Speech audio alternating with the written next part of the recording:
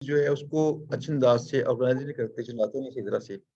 अगर अगर ये लोग भी बताएं कि मैंने इस चीज के पैसे लिए हैं, लेकिन फिर भी मैंने अच्छे अंदाज से लिखा है, मैंने इसकी साइड नहीं ली, तो ये ठीक है।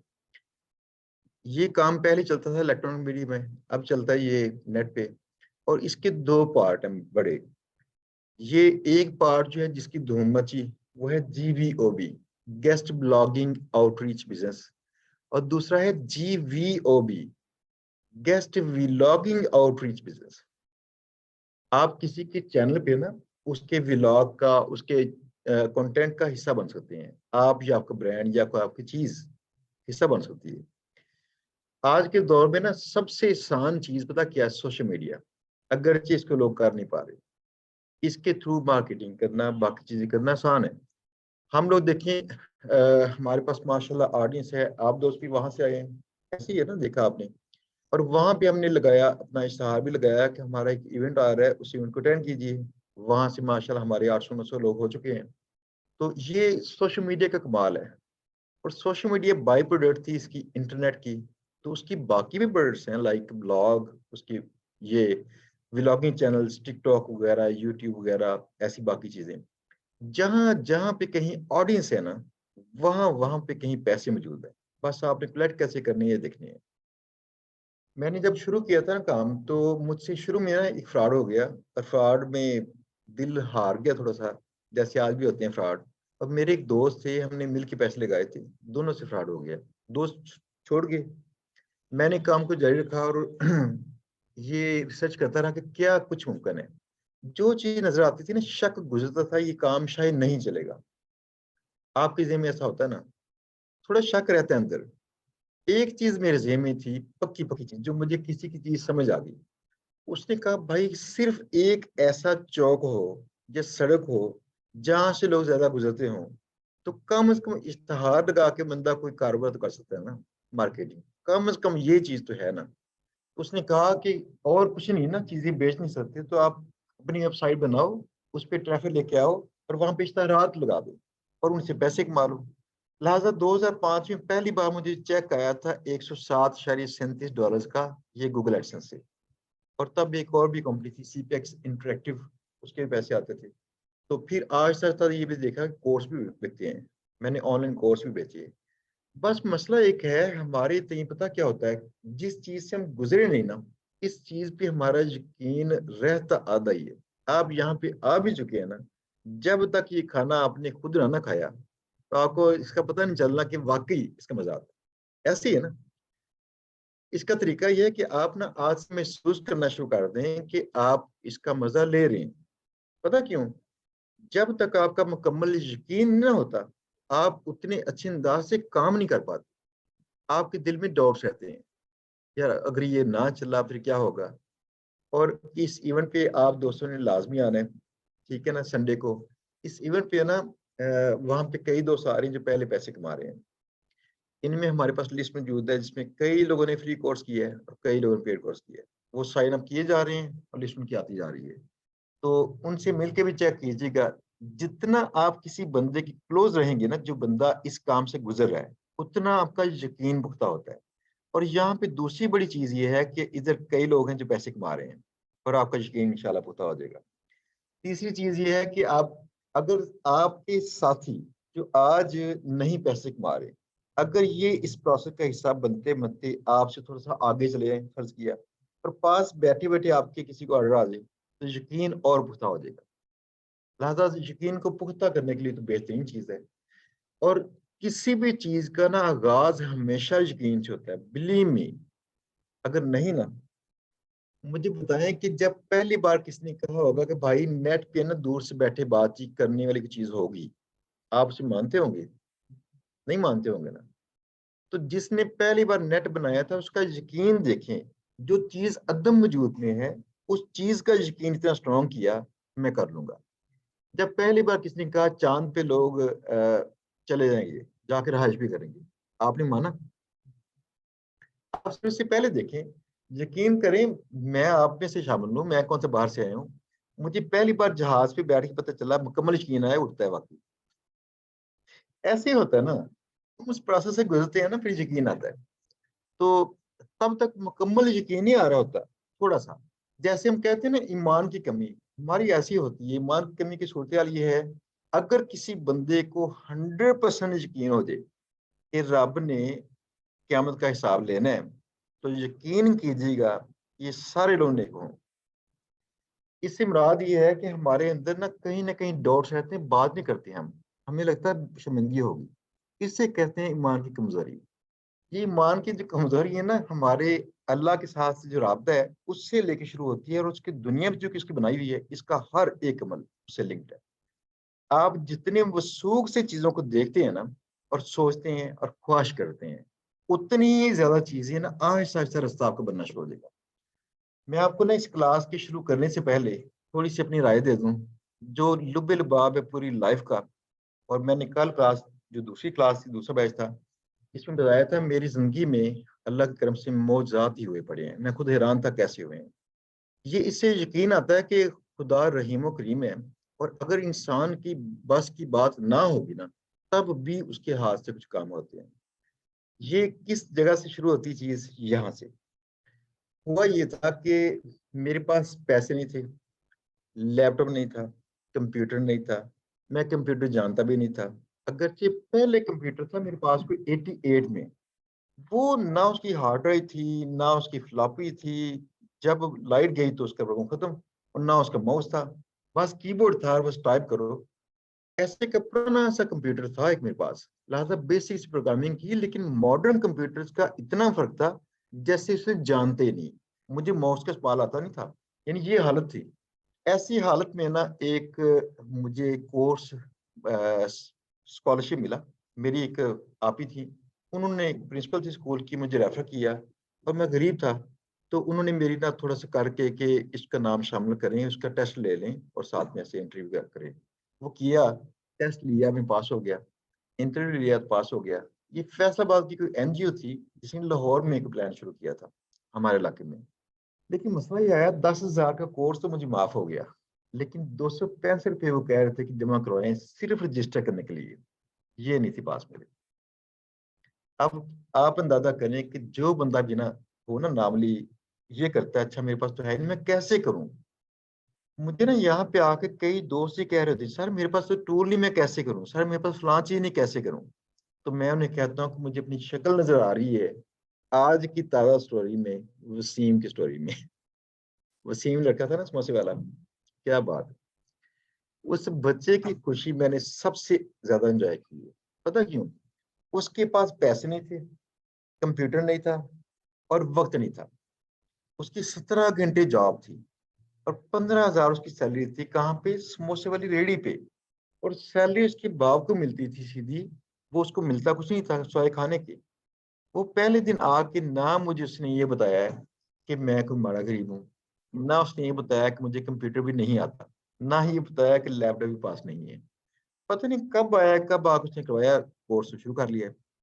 जब क्लास में आया पता चला कि बच्चा काम कुछ कर रहा है, लेकिन अभी उसे कंप्यूटर सीखना था, वो गलती से इस क्लास में आ गया और हिम्मत नहीं आ रहा। ये स्टोरी है जो रिपीट हुई है इतनी सारी स्टोरीज में से। जब मैंने वसीम को बुलाया यहाँ पे स्टोरी रिकॉर्ड करने के लिए, तो यहाँ पे मुझसे ना बातें पहले करते ना, आधा घंटा पहले, कि बताते अपनी स्टोरी में क्या हुआ था, कितने पैसे कमाए थे, ताकि मैं वीडियो में बातचीत कर सकूं। जिस अंदाज से वो बच्चा बातचीत कर रहा था ना, तो मैंने सबसे ज्यादा खुशी इसकी एंजॉय की है। मैंने मायूं से कहा कि आप ना फोन लेके यहाँ रिकॉर्डिंग करो चोरी चोरी, इसको पता ना चले। जब आप वीडियो रिकॉर्ड करते हैं ना, बंदा अलर्ट होता है, कुछ और कमर्शियल टच आता है इसमें। लेकिन जिस तरह ये बच्चा बोल रहे हैं ना, इसकी खुशी को नोट करें यहाँ पे। छोटा सा क्लिप उसका रिकॉर्ड हुआ, जो हमारी टिकटॉक पे काफी वो वायरल भी हुआ है, लेकिन बाकी थोड़ा अलर्ट हो गया था वो। अब सूरत देखिएगा, ये वो बंदा था जिसने कोई भी लिमिटेशन को महसूस नहीं किया। ये स्ट्रेंथ है यहाँ पे। एक और चीज, आप इसे, अगर कोई बंदे खुदा न खास्ता नाकाम हो गए, तो यकीन जानिएगा कि ये आपका कसूर होगा। उसकी वजह, अगर आपकी ख्वाहिश शिद्दत पकड़ ले और उस्ताद ना मिले, आप तब भी काम कर सकते हैं। खुदा का कानून ही ऐसे, मेरे साथ ऐसे हुआ था। मेरे पास, मैं कोर्स नहीं कहीं कर सका, मैं कहीं से पढ़ा नहीं था तब। और मैंने नेट कैफे में जाकर ना 1 घंटे के पैसे पे करके 35 रुपीज उन दिनों थे, तो मैंने उनके कंप्यूटर पे सीखना करना, और फिर किस्तों पे नोमी से क्या कि मैंने लिया था अपना कंप्यूटर। वो जिनसे लिया था कंप्यूटर यहाँ मौजूद है। इतने साल पहले ये हुआ था। लिमिटेशंस को महसूस नहीं किया था। हर वो चीज जो अंदर ज़हन में आ रही थी, मैं कह रहा था इसका रास्ता ढूंढो, रास्ता ढूंढो, रास्ता ढूंढो बस। फॉर एग्जाम्पल, मैंने पहली बार, मुझे कोई दोस्त ले गया, उसने दिखाई एक वेबसाइट है याहू की, और इस पे जाके ना आप चैट कर सकते हैं और फलां ऐसे न्यूज पढ़ें या फलां करें। मैंने उससे सवाल किया, यार ये वेबसाइट बनाता कौन होगा? तो वो कहता है शायद ही पाकिस्तान में एक दो बंदे होंगे। मैंने कहा अच्छा, इतनी इंपॉर्टेंट चीज है, फिर तो मैं सर्च करूंगा ऐसे। 2-4 माह के बाद ना मुझे इत्तेफाक हुआ कि नेट के ऊपर, मैंने कहा ज़हन में बात आई, सर्च तो करूं कैसे बनाते हैं। तो अब मुझे ये प्लस पॉइंट था कि मेरी इंग्लिश थोड़ी बेटर थी। मैंने लिखा how to build a website, तो मुझे टॉप पे नजर आई याहू जियोसिटीज। याहू जियोसिटीज इनकी अपनी सर्विस थी। उसी से आगे बढ़ते बढ़ते पता चला कि 2 दिन के अंदर मैंने इसको सीखा, साइट बनानी कैसे है, बेसिक से। मैंने कहा अच्छा, जो काम ये कह रहा था पाकिस्तान में 2-3 लोग करते हैं, मैंने तो कुछ कर लिया। इसने इनकरेज किया, अब मैंने मजीद काम करना शुरू कर दिया। इसके बाद प्रोग्रामिंग और बाकी सब कुछ शुरू हो गया। इसके रास्ते में कोई रुकावट मुझे महसूस नहीं हुई। ये तखय्युल की बात है बस, पक्का यहाँ पे तो हो जाएगा। दूसरी बात एक और है कि क्या तालीम आपकी इसके लिए लाजमी क्या नहीं है, इसको भी जहन से निकाल लीजिएगा। जज्बा लाजमी है, और शिद्दत लाजमी है, और इस्तिकामत लाजमी है। हाफिज सलमान मलिक ने मेरी बात गलत साबित कर दी थी पुराने वाली तालीम की। वो बात ये थी कि मेरे पास पहला बैच था जिसमें पेड स्टूडेंट जो थे ना, वो आए थे 10 लोग, और एक खातून थी, मुल्तान से टल किया उन्होंने। तो मैं इनके ऊपर मेहनत कर रहा था, इनको किसी एक को ऑर्डर आ जाए, लगातार ये अच्छा ये करो, ये करो, अच्छा ऐसे करो, हर तरीका उनसे मार रहा था। और हाफिज सलमान मेरे पास एडमिशन लेने आया था, और मैंने जब पता किया ये बच्चा 8वीं क्लास में पहली बार स्कूल गया था, इससे पहले मदरसे में था, तो मुझे लगा ये बच्चा कर नहीं पाएगा। इसकी पहली बात तो फॉर्मल एजुकेशन नहीं है, दूसरी बात इसकी इंग्लिश कमजोर है, तीसरी बात लैपटॉप इसके पास नहीं है, चौथी बात बात इसके पास फोन भी नहीं है। वो अपने ना मदरसे के बच्चे के साथ बैठ के ना, तो रोजाना थोड़ा लैपटॉप इस्तेमाल करना, ये थोड़ा ऐसे कर रहा था, थोड़ा बहुत से सीख ले जाता था कैसे इस्तेमाल करना है। मैंने इस बच्चे का दिल ना तोड़ने के लिए उसे कहा कि बेटा तुम फ्री कोर्स करो। आप अंदाजा कीजिएगा, उस बच्चे का जी सर, लाहौर की उस साइड से ट्रेवल करता था, वो मेरे पास आया इधर इस साइड पे, दुनिया दियो नुकर। वहां पे जाकर उसने मुझसे जब पूछा, मैंने कहा बेटा तुम फ्री कोर्स करो। फ्री कोर्स शुरू कर दिया। 10वें दिन उसने मुझे कॉल की, सर मुझे ऑर्डर आ गया है, पता नहीं लगाना कैसे है।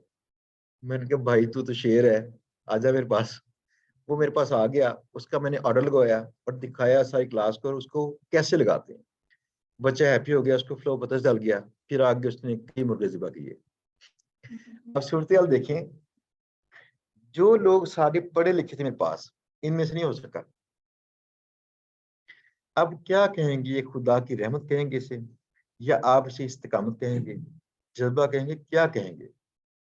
सब कुछ कहेंगे। ये वही चीजें चाह रही थी। इन चारों को बस ख्याल करें, इंशाल्लाह देखें क्या होता है।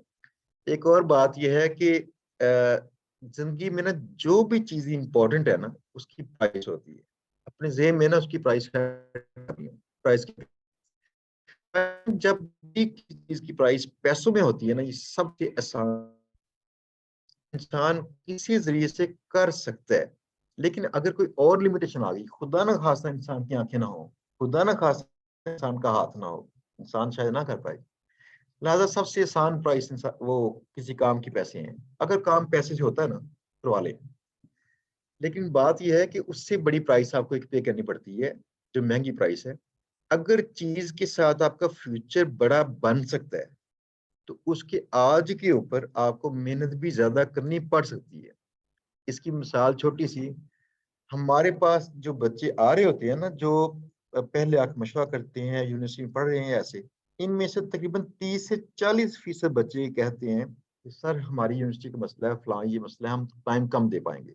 अभी यहाँ पे ना हमारे एक दोस्त भी आए हैं, तो हाँ जी, तो मुझे उनसे भी जब बात हो रही थी, मैं उनसे कह रहा था कि आपने वक्त पूरा दें इसको, यानी मजबूरियों को ना आर्जी तौर पर साइड पे कर दें, वक्त से पूरा दें, और तवज्जो पूरी। इसको प्रीमियम अंदाज से ट्रीट कीजिए, ये आपको प्रीमियम किस्म का रिजल्ट देगी।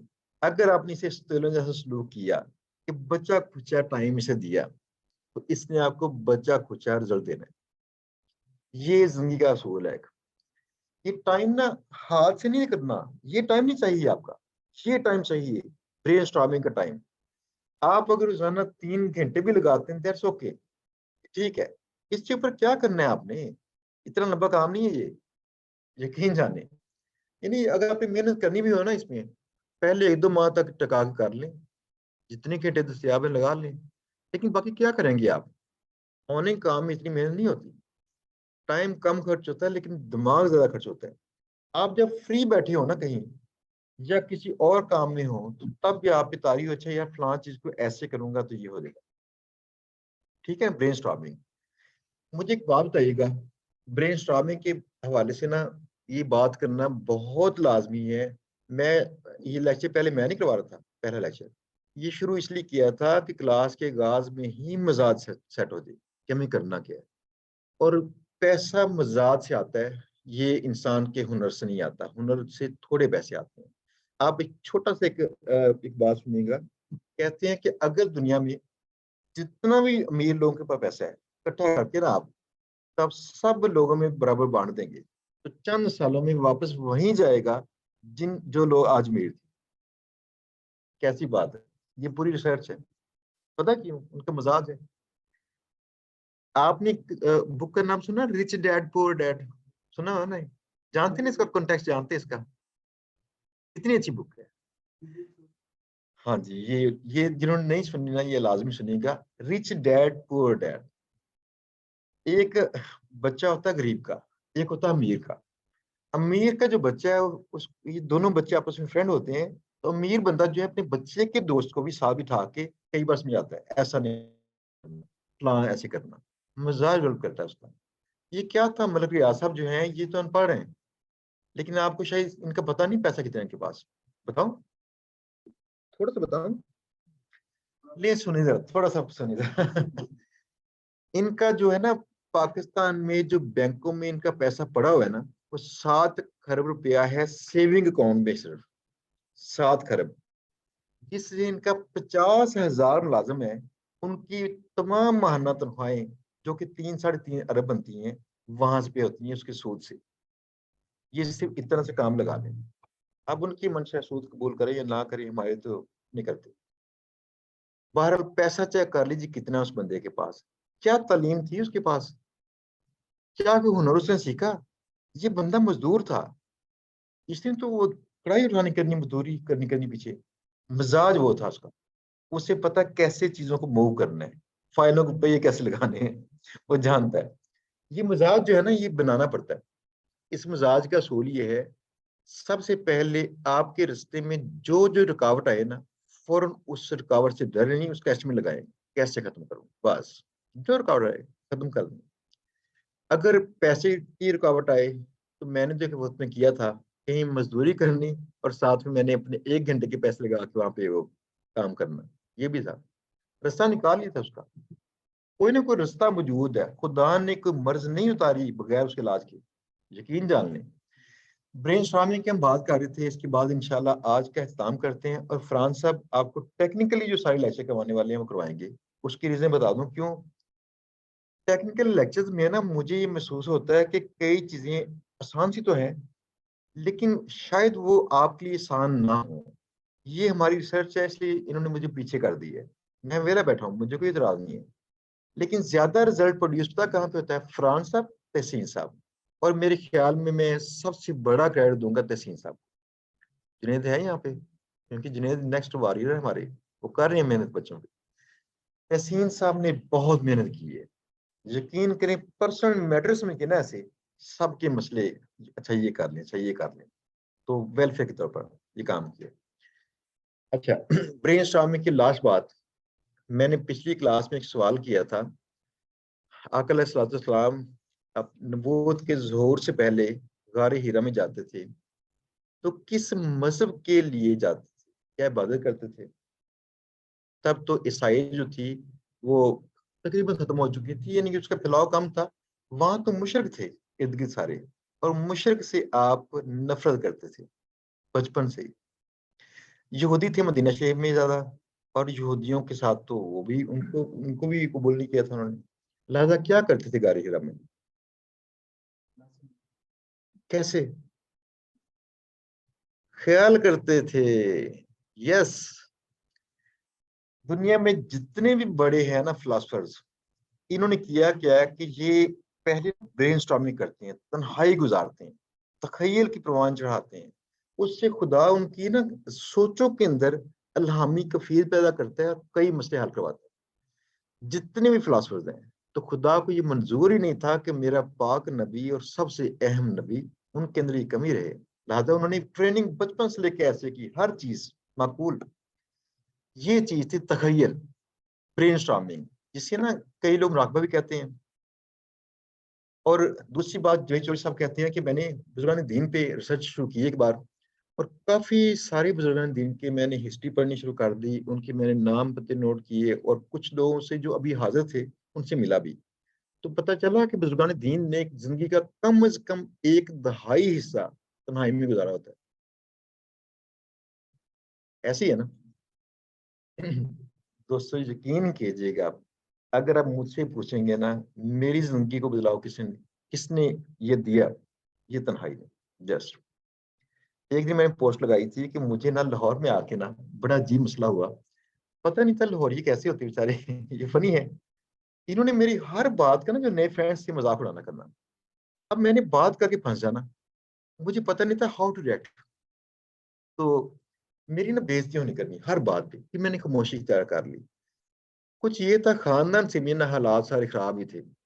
यानी सब बंदों ने ना मेरे से जैसे नफरत नहीं करनी ऐसे, और मुझे लग गई शुरू, पता नहीं क्या कुछ कहना करना, हर तरह की तौहीन। अब बंदा ना करता क्या, आज सर द्वार सा लग जाता है। तो मेरा वो हाल हुआ कि मैंने तन्हाई इख्तियार कर ली। तन्हाई इख्तियार करके ना, तो मुझे शौक था बचपन से ना दो चीजों का, ये मुझे क्रेज था। एक थोड़ा मौसीकी के शौक था, सुनने का, और दूसरा ये था कि वो इलेक्ट्रॉनिक्स का, नई नई चीजें बनाने का। तो मैंने तन्हाई में ना तजर्बे करते रहना करना। आप यकीन जानिएगा कि इस तरह के काम करते करते ना ज़हन में बकायदा बातें उतरती थी, अच्छा आप भी इसे ऐसे कर लो, जो मसला फंस गया है। तब मुझे ना सांस होना शुरू हुआ, और मैं इसको डिस्कवर नहीं कर सका था कि ये सारे काम कैसे कैसे हो रहे थे। अल्लाह ने ना कई हुनर ऐसे अता कर दिए। यानी अब जो बंदा मुझसे मिलता है ना, मैं कभी अपनी मार्केटिंग नहीं करता, मुझे कौन से सेल करने हैं हुनर सारे। लेकिन होता है, ये सारे बंदे हैरान ही होते हैं कि आप ये भी जानते हैं, ये भी जानते हैं, और बिलीव मी, इन सारे कामों में उस्ताद कोई नहीं मेरा। ये सारी तन्हाई की प्रोडक्ट थी ऐसी। तो उसमें पता चला कि ये इंसान की ना, ये ब्रेन स्टॉर्मिंग की जो ताकत है स्ट्रांग होती है। दिमाग की ताकत, वर्जिश है ना, एक होती है, आप उल्टे लटकें, खून की जो दौरानियां खून है बड़े जरा, लेकिन ज़हन तो एक वो तखयलाती चीज है। इसकी वर्जिश क्या होगी? ये फिजिकल नहीं होता। ज़हन की वर्जिश सिर्फ सोचिए। अगर ज्यादा सोचते हैं आप, ज़हन ग्रो करता है। तो आपने सोचने की आदत डालें अपने काम के मुताबिक, देखें क्या होता है। तो ये काम करेंगे इंशाल्लाह, आपके सर पे सवार रहेगा काम। इसके वो रास्ते निकालेंगे जो कई लोग रास्ते निकाल नहीं पाए। हमारे ना कुछ स्टूडेंट्स ने कुछ वो काम किए जो हम भी नहीं कर रहे, यानी नए नए एंगल से सोचा है उससे। जैसे ये अपना जुनेद है यहाँ पे, जुनेद ने क्या किया कि मुझे चूंकि शौक नहीं स्पोर्ट्स का, तो इनको शौक था क्रिकेट का। तो इन्होंने जब देखा वो क्या है, 2020 वाली जो आती है, हाँ, फीफा, नहीं नहीं, जो क्रिकेट वाली आती है 2020 वाली को, कोई ऐसा मैच होता है इनका। वो मैच कहीं आ रहा था ना अभी 2-3 माह पहले, या कोई ऐसे। तो इन्होंने स्पोर्ट्स के ऊपर ना गेस्ट पोस्टें ऑफर करनी शुरू कर दी। तो इससे पहले ना कभी हमारे जहन में ख्याल था कि ऐसा हो सकता है, ट्राई नहीं किया था इसे, क्योंकि पता नहीं उनको गेस्ट पोस्टों की जरूरत शायद ना हो, बहुत तरह मार्केटिंग करते हो। इन्होंने लगाई वहां पे गेस्ट पोस्ट लगा दी इसकी, और फाइवर से इनको बड़े ऑर्डर मिलने शुरू हो गए। वहां से कम लोग मिलते हैं। तो इनको पता चला कि थोड़ा सा चेंज भी करें हट के। तो कल बड़ी मजे की बात हुई। एक मीटिंग थी हमारी स्पीकर्स के साथ कल। हसीब खान साहब जो टीवी पे एक्टर भी हैं और मोटिवेशनल स्पीकर भी हैं, और यूनिवर्सिटी जो है ये वाली सुपीरियर, वहां पे पीआर के भी हैं। हसीब खान साहब मेरे साथ बैठे थे, तो हम ऐसे डिस्कशन कर रहे थे। मोटिवेशन की, ये बाकी सारी। कहते हैं मसला ये है कि हम सब ना टॉप वन बनना चाहते हैं, मैं सबसे टॉप पे हूँ, और हम ओनली वन बनना नहीं चाहते। अगर सिर्फ आप ही प्रोवाइडर हो उस चीज के और लोगों की जरूरत हो, तो बंदे आपके पास ही आएंगे। मैंने इस बात को वाकई इंजॉय किया। क्यों इंजॉय किया? बात तो बड़ी आम सी थी, लेकिन जब तक शायरी भी आपसे रिलेट है ना करे, मजा नहीं आपको आता। जिंदगी में पहला मैंने कोर्स बेचा था मोबाइल फोन रिपेयरिंग का, ऑनलाइन। और इस दुनिया में अकेला बंदा मैं था जिसका कोर्स ऑनलाइन था। आज उसकी मेलें पड़ी हैं, जो मेरे सारे वो शागिर्द थे, उनको सर्टिफिकेट्स दे रहा था मैं यहाँ से, पाकिस्तान से, बाहर भी।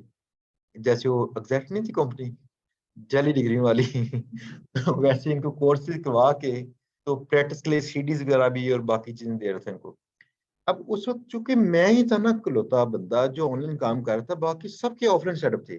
तो आप देखिए, आज लोग पेपाल पे सारे राजी होते हैं, तब भी पेपाल मौजूद था, राजी उसी पे होते थे। क्रेडिट कार्ड कंपनियां कम थी, पे नहीं था ही नहीं। लेकिन मैंने उनको इंतहाई रिस्की पेमेंट मेथड जो थी वेस्टर्न यूनियन, पैसे लेके भाग जाओ, अगला बंदा क्लेम कर ही नहीं सकता, आपने उसको चीज या सब्सिडी नहीं दी, तब भी मुझे वहां पे करते थे। पता क्यों? और कोई चारा नहीं था। तो बी ओनली वन, अपनी फील्ड में बी ओनली वन। इस ओनली वन का रास्ता जो मैंने कल फ्रांस में मीटिंग की थी क्लास को और भी बेटर करने के लिए, और एक दो हमारी मीटिंग इंशाल्लाह इवेंट के बाद और हो रही हैं, ताकि मजीद बेहतर, हर क्लास हमारी पहले से बेहतर होनी चाहिए। हमारे ना राब्ते में एक लड़का है, वो लड़का इंडियन है, और ये 5-10 बड़ी वेबसाइट्स जो गेस्ट पोस्टिंग नहीं देती, तमाम अथॉरिटी साइटें गेस्ट पोस्टिंग नहीं देती, ये यहाँ पे ना बस वो अगर प्रमोशन नहीं करते और एज ए आथर आपकी प्रोफाइल अच्छी होगी तो एज ए आथर एसोसिएट कर लेते हैं आपको साथ में। वो लड़के ने ना इनके साथ जुड़ा हुआ है ऐसे 5-10 साइडों के साथ। अब वो महीने में ना एक एक दो दो आर्टिकल लिखना शुरू करता है, और प्लान करता है मैं किस मौजू पे लिखूंगा। और लिखने से पहले अपने नेटवर्क के अंदर बताता है, भाई मैं ये आर्टिकल लिखने लगा हूँ, इसमें इतने लिंक लगाऊंगा, और एक लिंक की प्राइस इतनी होगी, किसने करना है तो मैं लगे हाथ कर दूंगा इसमें। वो ऑथर है, गेस्ट पोस्ट नहीं करता वो खुद कंटेंट वैसे भी कर रहा है बड़ी साइटों के साथ, लेकिन लगे हाथ ना उस कंटेंट में जगह तो है लिंक लगाने की, कहता चलो ग्राहक मैं ढूंढ लूँ, ये प्लान किया है, इसमें इस तरह के लिंक्स आ सकते हैं, जगह ढूंढ लूँ। और वो 5 से 10 हज़ार डॉलर की उसकी पोस्ट एक होती है जो उसे पड़ती है, और वहां ना कोई 7 आठ लिखता है बस। ये है इंडियंस, और हमें कम्पीट करना है इनको। इस क्लास में से हमारा अब ये है कि वो दोस्त जो थोड़ा सा आउटस्टैंडिंग काम करेंगे ना, इन दोस्तों को स्पेशल फोकस करेंगे, करवाएंगे इस चीज पे, क्योंकि पहली बार करवा रहे हैं, इससे पहले नहीं करवा रहे। और बाकी सब दोस्तों को उस काम पे ट्राई लाजमी करवाएंगे। उसके लिए जिन जिन दोस्तों की इंग्लिश अच्छी है ना, उन दोस्तों को हमने करना है कि उनकी कंटेंट राइटिंग की स्किल्स को थोड़ा सा पॉलिश करना है। इसमें इंशाल्लाह एक लेक्चर में या 2 लेक्चर जितने आपको चाहिए होंगे एक्स्ट्रा कर लेंगे कंटेंट राइटिंग के ऊपर, कि उन साइटों को चाहिए क्या, उनकी डिमांड्स को पढ़ें कैसे, उसको पूरा करें कैसे, उनको सबमिट करें कैसे, और वहां पे लिखवाने के रास्ते कैसे खोलें। तो एक ये कंपेन हमने शुरू करनी है। अगर इस क्लास में से ऐसे हमारे दोस्त निकल आए जिन्होंने कोई ये लॉक ब्रेक कर लिया, तो ये क्लास के अंदर ही आपके लिए इंतहाई जबरदस्त मोटिवेशन होगी। पता कितना? आप एक साइड ब्रेक कर लें, मैं आपको महाना 1 करोड़ रुपए कमाना सिखाऊंगा। और दूसरी बात, जिसमें क्लाइंट्स आपको ढूंढेंगे, आप नहीं ढूंढेंगे क्लाइंट। मजे की बात, क्लाइंट आपको ढूंढेंगे, भाई प्लीज कैसे करेंगे। तो ये चैलेंज लेके इस बार काम करना है हमने आपको। अच्छा, आप सबको वक्त अगर लग जाए कुछ और, यानी कि 2 माह का टाइम तो यहाँ पे है ना, कोशिश कर रहे हैं इसके दौरान में हो जाए। अगर मजीद वक्त दरकार हो, इसी हैं आप लोग, चाहे घर से काम करने आके चाहे दिखा दिया, लेकिन ये गोल हम पूरा करें इस बार। चलें इंशाल्लाह। बेसिक काम से स्टार्ट करते हैं, फ्रांस अब आ रहे हैं, अब बेसिक काम से हम स्टार्ट करते हैं आज से। इंशाल्लाह क्लास आपकी मुकम्मल हो जाएगी, इंटर्नशिप का आधा पार्ट चला जाएगा, फिर इस पे काम करेंगे। ठीक है ना? जबरदस्त। रब रख दोस्तों।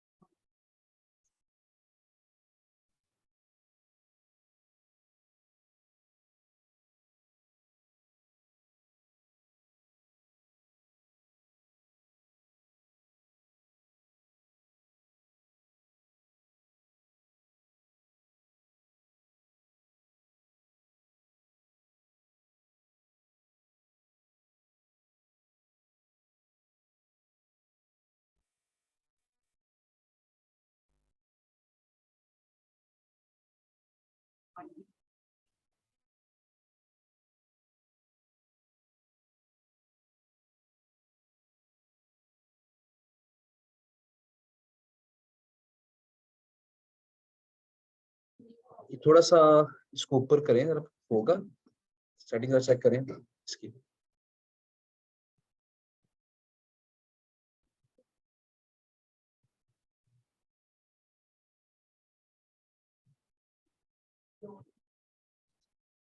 ऑलरेडी फुल ऊपर है, चलिए कल करवाते हैं इसको मजीद ऊपर। यहाँ तो कुछ बेहतर होगा मेरे ख्याल में विजिबिलिटी।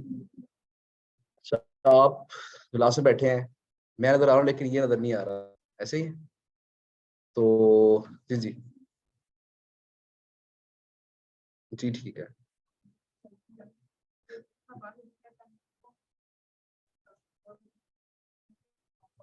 चले इनको मोबाइल देके ना सेशन में बिठाएं ताकि गेम खेल लेंगे। जब आजकल ये सबसे बेहतर तरीका है। हाँ जी, क्लास खत्म होगी तो वो मुझे बता दीजिएगा, असाइनमेंट शीट्स प्रोवाइड कर। ठीक हो गया। यहाँ पे एक लेडी बैठी है, उनको आगे बुला लें इधर।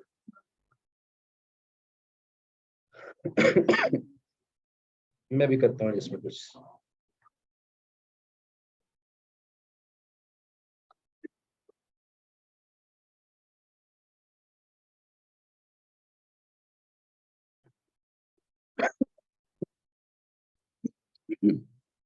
रेत पानी ग्लास में, रास्ता मिल जाएगा यहाँ से आने का कि नहीं? चले ओके जी। मेरा ख्याल है कि ठीक है, पानी बाद में देख लेंगे।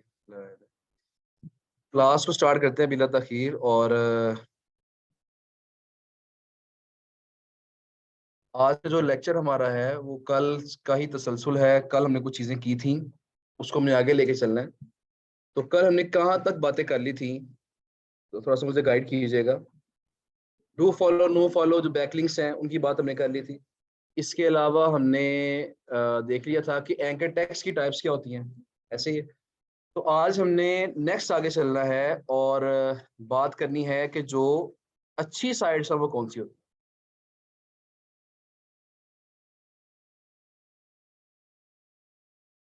अच्छा जी,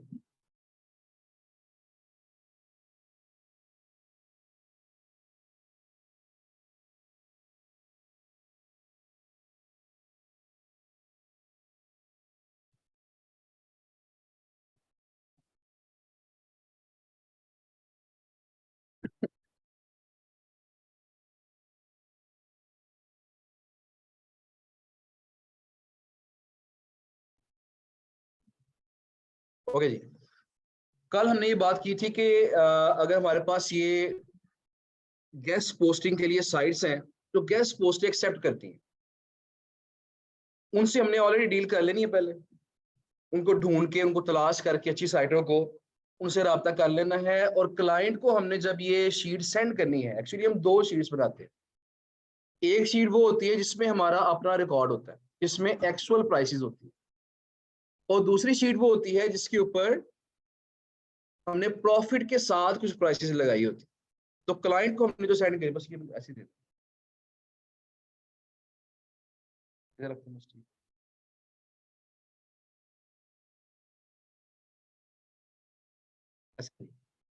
तो दूसरी शीट वो होगी जिसके ऊपर हमने अपने प्रॉफिट मार्जिन के साथ प्राइसेस लगा के फिर हमने क्लाइंट को वो सेंड करनी होती है। अच्छा, यहाँ एक क्वेश्चन अक्सर स्टूडेंट्स पूछते हैं कि सर हम प्रॉफिट मार्जिन कितना लगाएं। जरा पहले ये बात एक दफा सुन लें, क्योंकि ये बहुत ही कॉमन क्वेश्चन है। इसका जरा पहले आंसर मिल जाए आपको, फिर मैं आगे बताऊंगा कि अच्छी साइटें कौन सी होती हैं, उनको हमें सर्च कैसे करना है, अप्रोच कौन सा कैसे करना है, क्लाइंट को किस किस तरह की साइटें पसंद आती हैं। मेरा ख्याल है जरा मैं सबके जो कैमराज हैं वो ऑफ कर लूँ ताकि जरा कम्युनिकेशन बेहतर रहे। ओके जी। तो अब होता दरअसल ये है कि स्टार्टिंग में हम कोशिश करते हैं कि चाहे हमें एक गेस्ट पोस्ट में से सिर्फ $1 बचे, लेकिन हमें ऑर्डर मिलना चाहिए। स्पेशली फाइवर के ऊपर, फाइवर पे या पीपल पर आवर पे, एसईओ क्लर्क पे, अपवर्क पे, ये जो फ्रीलांस प्लेटफॉर्म्स है ना, इन पे हमने इंशाल्लाह बात करनी है। इनका पैटर्न ये होता है कि जिस बंदे को, जिस फ्रीलांसर को ऑर्डर्स मिलते रहते हैं ना फ्रीक्वेंटली, उसकी रैंकिंग बेहतर रहती है इन प्लेटफॉर्म, और जिसको ऑर्डर नहीं मिलते उसकी रैंकिंग डाउन हो जाती है। मैं भी आज एक हमारे दोस्त थे, छोटे भाई, उनके क्लास फेलो हैं, वो मुझसे कुछ डिस्कशन करने आए इस हवाले से। उन्हें बताया था कि फाइवर जो है, जब फाइवर पे हम गिग बनाते हैं ना, तो फाइवर हर बंदे को एक दफा लाजमी मौका देता है पहले पेज पे आने, रैंक करने का। तो हमें रैंक करना पड़ता है पहले पेज। अगर आप ऑर्डर ले लें, आपको ऑर्डर मिल जाए, तो आपकी जो पोजीशन है वो स्टेबल हो जाती है। और अगर आप ऑर्डर ना ले पाए, आप इंक्वायरी आपको आई है, आप क्लाइंट को सेटिस्फाई नहीं कर पाए, उसे कायल नहीं कर पाए, तो आपकी जो रेपुटेशन है वो खराब हो जाती है और आपको वो दूर फेंक देते हैं। तो स्टार्टिंग में जब जो कुछ स्टार्टर्स हैं, फ्रेशर हैं, तो हमें क्या जरूरत है, सिर्फ ऑर्डर पकड़ने हैं। हमें चाहे $1 बचे, चाहे कुछ ना बचे, ऑर्डर्स पकड़ने शुरू। इसलिए जब आपने नई शीट अपनी बनानी है और आपने क्लाइंट के साथ शेयर करनी है, तो अगर एक्चुअली डील आपकी $10 में हुई है, तो आप 15 लगा के मैक्सिमम उसको आप सेंड कर दें। आपको $5 बच रहे हैं, 4 बच रहे हैं, कुछ डिस्काउंट भी दे दें उसको, तो फिलहाल शुरू में ऑर्डर पकड़ें। जब ऑर्डर मिलना शुरू हो जाते हैं ना, उसके बाद इंसान का कॉन्फिडेंस लेवल और बढ़ जाता है। फिर ऑटोमेटिकली ना चाहते हुए भी ये इंसान की जो टोन है उसमें एक कॉन्फिडेंस आ जाता है, और यही जो कॉन्फिडेंस है ना, वो फिर क्लाइंट को सेटिस्फाई करने में आपकी हेल्प करता है। तो शुरू में आपने सिर्फ मैक्सिमम $5 का प्रॉफिट रख के पहले 2, 3, 4, 5 ऑर्डर मुकम्मल करें, उसके बाद अपनी प्राइसेस को अपडेट कर दें। अच्छा, मैं क्या करता हूँ, मेरी क्या स्ट्रेटेजी होती है, स्टार्टिंग में मैंने भी ऐसे किया कि अपनी शीट के अंदर ज्यादा प्रॉफिट रख दिया, 33% प्रॉफिट रख दिया। मैंने एक सिंपल फॉर्मूला लगाया गूगल शीट के अंदर कि हर प्राइस पे मैंने 33% वैल्यू ऐड कर दी, या 30% वैल्यू ऐड कर दी, प्रॉफिट ऐड कर दिया, क्लाइंट को सेंड कर दिया। अब मैं क्लाइंट को सेंड कर रहा हूँ, मुझे ऑर्डर ही नहीं मिल रहे, क्योंकि फेसबुक पे अक्सर सस्ती गेस्ट पोस्ट सेल होती है, ज्यादा पे करने वाले लोग नहीं होते, ऑर्डर ही नहीं मिल रहे। मैंने फौरन अपनी प्राइसेस को कम किया और कम करके वहां से ऑर्डर ले लिया। उसके बाद फिर क्या हुआ कि जब मेरे पास ऑर्डर आना शुरू हो गए, कुछ क्लाइंट मेरे साथ अटैच हो गए, फिर मैंने अपनी प्राइसेस को बढ़ा दिया। अब मैं क्या करता हूँ, चूंकि मेरा एक्सपीरियंस हो गया है और जो लोग काम कर रहे हैं उनका एक्सपीरियंस हो जाता है वक्त के साथ साथ, और अगले बंदे की टोन से ही अंदाजा हो जाता है कि ये बंदा ज्यादा पैसे पे करने वाला है कि कम पैसे। अब जब भी मुझे इंक्वायरी आती है ना, तो मेरी एक शीट नहीं है, मैंने क्या किया हुआ है, मेरी जो अपनी पर्सनल शीट इसमें एक्चुअल प्राइसेस लिखी हुई है, वो शीट मेरे पास मौजूद है। क्लाइंट को सेंड करने के लिए मेरी एक शीट नहीं है। क्लाइंट आता है, मुझे कहता है मुझे फलां साइडें चाहिए, मैं साइडें फिल्टर करता हूँ और हर क्लाइंट के मुताबिक प्राइसेस लगा के उसको सेंड करता हूँ। मुझे पता चल जाता है ये बंदा $5 की चीज 50 में बाय करेगा, और पता चल जाता है ये बंदा $5 की चीज 6 में बाय करेगा, उसको मैंने वो प्राइसेस लगा। तो क्लाइंट के मुताबिक फिर उसको हम एडजस्ट करके आगे सेंड करते हैं, क्योंकि अगर आप फिक्स रेट रख देंगे ना एक, तो हो सकता है वो क्लाइंट ज्यादा पे करने वाला हो, आपने उसको सस्ती सेल कर दें, या बाज का क्लाइंट कम पे करने वाला हो, आपकी ज्यादा प्राइस देके वो भाग जाए। इसलिए फिर हम क्या करते हैं, बाद में क्लाइंट टू क्लाइंट अपनी शीटें प्राइस चेंज करके उसको सेंड करते हैं, ताकि मैं अक्सर बताता हूँ कि कई साइडें ऐसी हैं $5 वाली, $10 वाली। तो एक साइड है $5 की, मैंने एक क्लाइंट को $6 में सेल की है पे गेस्ट पोस्ट, और वही साइड पे गेस्ट पोस्ट मैंने किसी दूसरे क्लाइंट को $45 में सेल की।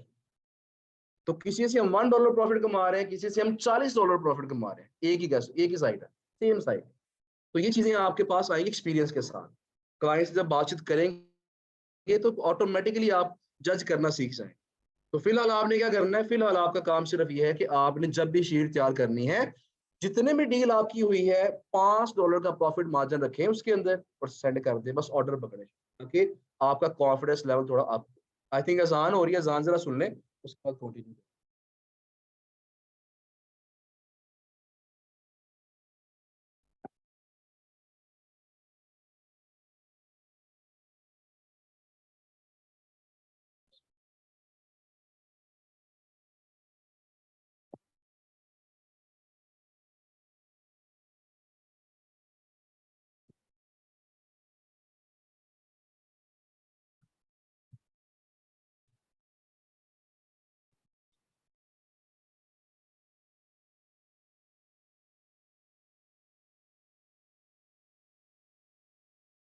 साइटें जिस तरह मैंने इनको ढूंढ के इनके साथ डील्स की हैं, अब हमने ऐसी साइटें ढूंढनी कैसे हैं? उसके लिए हम जाते हैं गूगल पे, और गूगल पे जाके हम यहाँ लिखेंगे right for us, sorry right W लिखा नहीं गया यहाँ पे, राइट फॉर अस। अब जब मैंने आपके सामने यहाँ पे राइट फॉर अस लिखा है तो नीचे कुछ ऑप्शंस आ गई हैं, इसलिए कहते हैं कीवर्ड सजेशंस है। Right for us health, right for us health and fitness, right for us health and food, right for us and get paid, right for us personal finance etcetera. अब यहाँ पे हमने करना क्या है कि फर्ज करें मुझे हेल्थ की साइडें चाहिए, मैं यहाँ लिखूंगा राइट फॉर अस हेल्थ और यहाँ लिख के उनको सर्च कर। अब यहाँ एक चीज जरा देखिएगा कि ये जो फर्स्ट साइट है ये वाली, मैंने अभी आपके सामने ये जो ओपन की थी, कल हमने देखा था इसको, न्यूज डेली आर्टिकल्स को।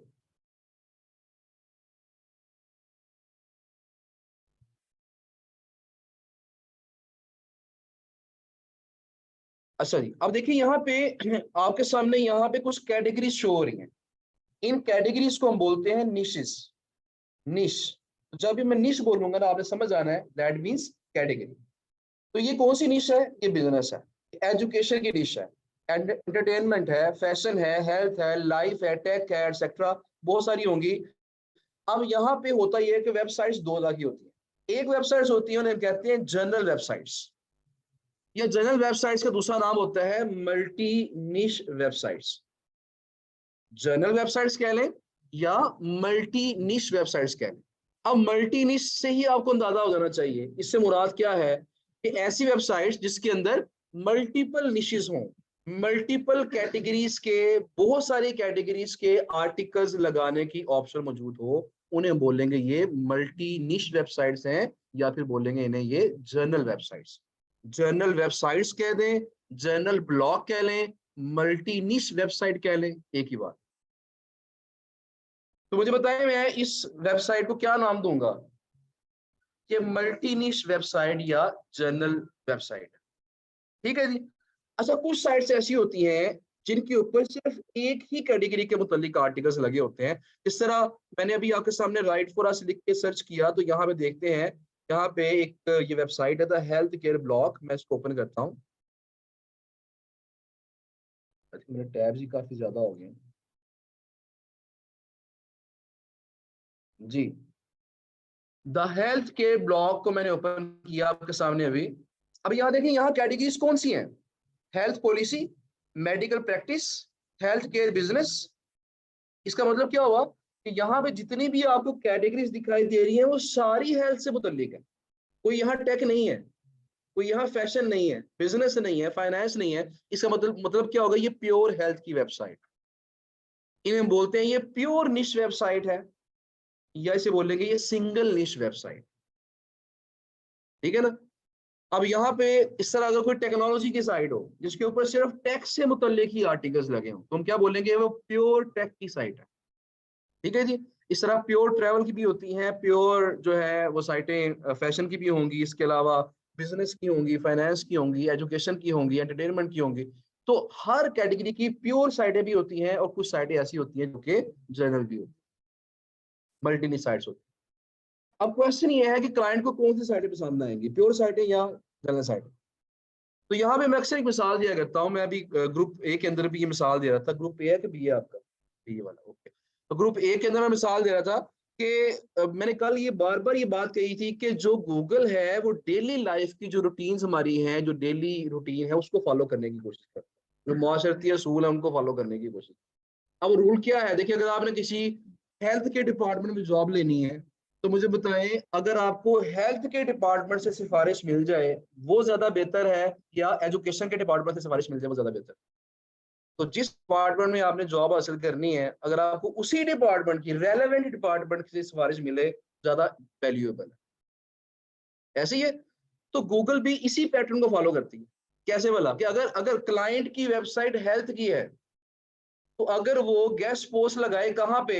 हेल्थ की साइट पे, उसे सिफारिश कहाँ से मिलेगी? हेल्थ की साइट से। तो वो ज्यादा बेनिफिशियल होगी, ज्यादा वैल्यूएबल होगी, अथॉरिटी जल्दी बढ़ेगी उसकी। लेकिन अगर मेरी वेबसाइट हेल्थ की है और मैं टेक्नोलॉजी की साइड पे जाके गेस्ट पोस्ट लगा दूं तो फिर काम खराब हो सकता है, इतना फायदा नहीं पहुंचेगा। हाँ, ये हो सकता है कि अगर आपकी कोई हेल्थ की वेबसाइट है, फर्ज करें मेरी मेरी एक अपनी लेट्स सपोज कंपनी है, ब्लड प्रेशर चेक करने वाली मशीन बनाता हूँ लेट्स सपोज, तो अब ब्लड प्रेशर चेकिंग मशीन जो है मैं बना रहा हूँ, मैंने अपनी वेबसाइट बना ली है। अब ब्लड प्रेशर चेक करना ये किस कैटेगरी में आता है? हेल्थ में आता है। लेकिन जो मशीन बना रहे हैं कुछ टेक्नोलॉजी से ताल्लुक भी है ना इसका, तो मैं इस डिवाइस की गेस्ट पोस्ट कहाँ लगा सकता हूँ? टेक की साइड के ऊपर।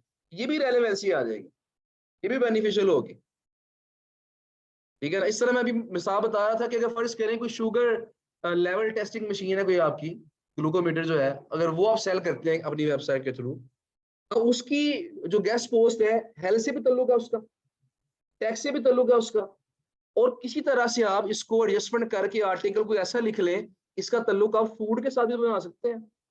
फूड, क्योंकि शुगर लेवल जो है उसका ताल्लुक फूड के साथ भी है ना, डाइट के साथ भी है। तो जो फूड वाली साइटें हैं उन पे भी किसी बहाने से आप इसकी गेस्ट पोस्ट लगा सकते हैं, तो रेलेवेंसी वहां भी आ सकती है, ठीक है ना। तो मेन चीज ये है कि गूगल चाहती है कि अगर आप बैकलिंक ले रहे हैं किसी भी साइट से तो वो साइट रेलेवेंट होनी चाहिए। जितनी ज्यादा वो रेलेवेंट होगी उतना आपकी अथॉरिटी जल्दी बढ़ेगी, जल्दी फायदा पहुंचेगा, ठीक है ना। तो पहली चीज तो हमें समझ आ गई कि क्लाइंट हमेशा रेलेवेंट साइट्स को प्रेफर करेगा, मोस्ट रेलेवेंट साइट्स को प्रेफर करेगा। इससे हमें एक चीज क्लियर होगी, एक चीज हमें समझ आ जानी चाहिए कि अगर हम किसी सिर्फ एक निश पे काम कर लेते हैं तो हमें ऑर्डर्स मिलने के चांसेस कम होंगे। अगर मेरे पास हेल्थ की साइडें भी हैं, फैशन की भी हैं, बिजनेस भी है, फाइनेंस भी है, ट्रेवल भी है, होम इंप्रूवमेंट भी है, बहुत सारी निश की साइटें हैं, तो जिस भी कैटेगरी का क्लाइंट मेरे पास आएगा मैं हर क्लाइंट को कुछ ना कुछ डाटा प्रोवाइड कर सकता हूँ। तो पहली चीज तो हमने ये डिसाइड करनी है कि आज या फिर टास्क भी होगा इंशाल्लाह आज का, कि जब आपने जाना है तो आज आपने घर जाके साइटें सर्च करनी है। वो किस तरह करनी है अभी देखते हैं, प्रॉपर तरीके से लिस्ट कैसे बनानी है वो भी देखेंगे। आपने कम से कम 3 डिफरेंट कैटेगरीज की जो साइट्स हैं वो सर्च कर, और ओवरऑल आपके पास कम से कम कोई 8-10 कैटेगरी की साइटें कम से कम होनी चाहिए जो मेन कैटेगरीज, और कम से कम 5-5 अच्छी साइटें आपके पास डील डन होनी चाहिए। लिस्ट में होने की बात नहीं कर रहा, डील डन होने की बात करो कि आपके साथ डील हो चुकी हो, लो जी फलां साइट पे कितने में पोस्ट लगा सकते हैं, इतने में लगा सकते हैं। इससे क्या होगा कि कम से कम जब आपके पास 5-5 साइटें होंगी ना, हर निश की, जिस भी निश का क्लाइंट आएगा उससे 5 साइटें सेंड करें, फर्ज करें उसे एक पसंद आ जाती है। अब जब तक वो एक सेलेक्ट करके आपको ऑर्डर दे देता है, पहली पॉजिटिव चीज क्या हुई, आपको ऑर्डर मिल गया। नंबर 2 पॉजिटिव चीज क्या है कि जब वो आप एक गेस्ट पोस्ट लगवाने के लिए उसको भेज देंगे, वो लाइव लिंक मिलने में बास को तो मेरे को 1-2 दिन लग जाते हैं, बास को फौरन लाइव लिंक आ जाता है, अगर वो वेंडर फ्री हो तो फौरन हमें लाइव लिंक दे देता है, और बास को थोड़ा टाइम लग जाता है। तो जब तक उसकी वो पोस्ट पब्लिश हो रही है उस दौरान में हम क्या करेंगे, मजीद उस कैटेगरी की साइटें आउटरीच कर लेंगे, तो किसी दोस्त से पता कर लेंगे, और कुछ और आपके पास साइटें हैं वो अरेंज करके पता करके हम क्या करेंगे, हम क्लाइंट को सेंड कर, चलो जी आपका वो ऑर्डर भी लग रहा है, ये लग चुका है, ये उसका लाइव लिंक है, ये हमारे पास कुछ और साइटें भी आई हैं, इसको भी चेक कर, वो उसमें सिलेक्ट कर ले, फिर आपका नया ऑर्डर शुरू हो गया। मीनवाइल आपने कुछ और नई सर्च कर ली। मैं बता रहा था कल शदाब के साथ जिक्र कर रहा था कि एक क्लाइंट के साथ फैशन का क्लाइंट था, और मेरे पास फैशन की साइटें बड़ी कम थी, तो फैशन के क्लाइंट को इस तरह घसीट के मैंने को ऑलमोस्ट 17 ऑर्डर लिए थे उससे। और उसमें ये था कि स्टूडेंट्स का भी हाथ है, मैं अक्सर अपने स्टूडेंट से कहता था क्लास में कि किसी ने फैशन की साइटें आउटरीच की तो मुझे सेंड कर दें। कुछ स्टूडेंट्स से साइटें पकड़ी, कुछ एक तो लड़कों को मैंने स्पेशल उस आउटरीच पे लगा दिया कि अब इसको आउटरीच करें, तो मुझे साइटें देने वाली। इस तरह करते करते 17 आउटरीच लगवाए उसने, और शुरू किया था उसने एक साइट से, पहले ऑर्डर में सिर्फ एक गेस्ट पोस्ट लगवाई थी। इवन ये हुआ कि मैंने प्योर फैशन के साथ साथ उसमें जनरल भी बीच में मिक्स कर दी कि जनरल साइडें भी बड़ी अच्छी हैं, इस पे भी चेक कर लो। उसने जनरल साइटों पे भी आर्टिकल लगवा लिया। अब होता क्या है, जनरल साइटें कहाँ काम आती है, जरा ये भी बात साथ ही सुन लें। जनरल साइटें कहाँ काम आती हैं, देखिए प्योर निश की साइटें अक्सर कम होती हैं। जब मैं यहाँ सर्च करूंगा ना आपके सामने, राइट फॉर अस हेल्थ लिख के सर्च करूंगा, तो आप देखिएगा कुछ साइटें आपके पास हेल्थ की आएंगी, उसके बाद आपको सामने जो है ना वो जनरल साइट देखें, मैंने राइट फॉर अस हेल्थ लिख के सर्च किया है, getnews360.com, ये हेल्थ की साइट नहीं होगी, ये न्यूज साइट है। और जो इस तरह की न्यूज साइटें होती है, मैं ओपन करके दिखाता हूँ आपको, इस तरह की न्यूज साइटें होती हैं, ये आमतौर पर जनरल साइटें होती हैं। देखिए ये बात समझ आ रही? हमने हेल्थ के कीवर्ड से सर्च किया, लेकिन हमेशा सारी साइटें हेल्थ की नहीं आएंगी, कुछ हेल्थ की आएंगी, और हो सकता है बाज का ऐसा होता है कि हेल्थ की कम आएंगी, जनरल ज्यादा आ जाएंगी बीच में, क्योंकि जनरल साइटों के अंदर भी हेल्थ की कैटेगरी मौजूद है, लिहाजा ये साइटें भी हेल्थ पे रैंक कर जाती हैं बाज, और मिक्स होकर हेल्थ के साथ ये भी आ जाती है। तो हमने करना क्या है, हमने करना ये होता है कि हेल्थ वाली साइटों को अलग सेव कर लेंगे, और जो जनरल आती जाएंगी उनको अलग सेव कर लेंगे। और वो होता क्या है, क्लाइंट, मैंने कहा प्योर निश की साइटें अक्सर कम होती हैं और महंगी होती हैं, और जो जनरल साइटें होती है इस तरह की, ये ज्यादा होती हैं और निस्बतन सस्ती होती है। हमारे स्टूडेंट्स में से जब भी कोई हमसे पूछता है कि सर मैंने अपनी वेबसाइट शुरू करनी है गेस्ट पोस्टिंग के लिए, जीबीओबी साइट उसे हम कहते हैं, मैंने स्टार्ट करनी है, तो किस निश पे स्टार्ट करूं, तो मैं हमेशा ने मशवरा देता हूं कि जनरल साइट स्टार्ट करें। जनरल साइट का फायदा क्या होता है कि चाहे आप $5 की गेस्ट पोस्ट सेल करें अपनी साइट पे, लेकिन आपको इतनी गेस्ट पोस्टें मिल जाएंगी एक दिन के अंदर कि आप प्योर निश की साइट स्टार्ट करेंगे तो ऑर्डर बड़े कम होंगे, उससे ज्यादा पैसे आप इससे कमा लेंगे।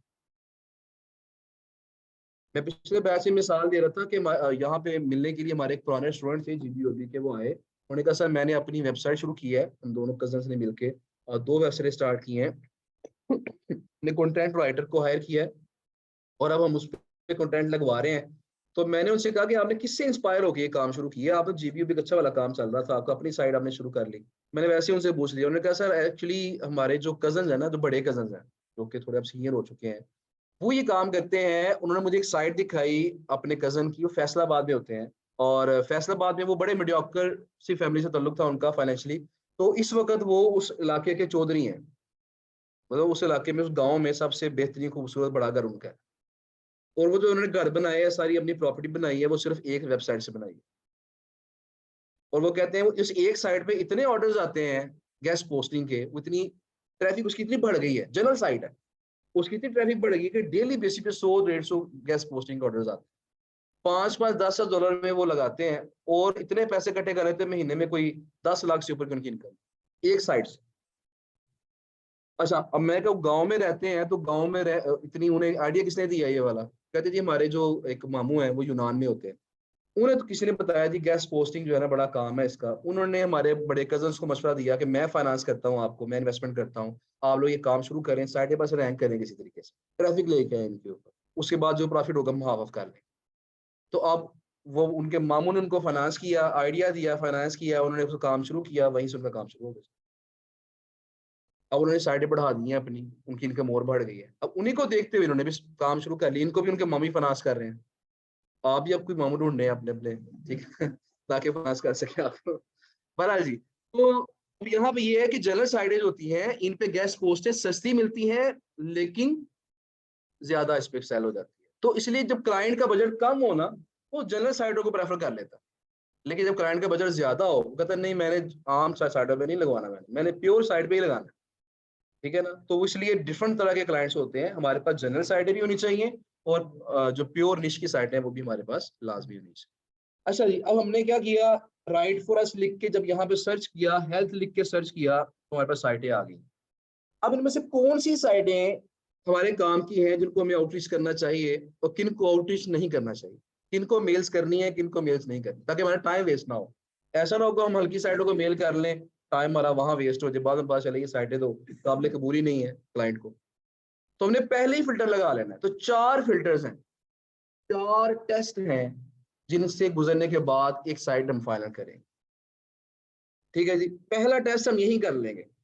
आज से तकरीबन 1.5 साल पहले मैंने ये नहीं करवाता था, मुझे भी इसका आइडिया नहीं था, क्योंकि मैं मैन्युअली करवाता था, लेकिन फिर मुझे अंदाजा हुआ कि इसका शॉर्टकट मेथड भी हो सकता है।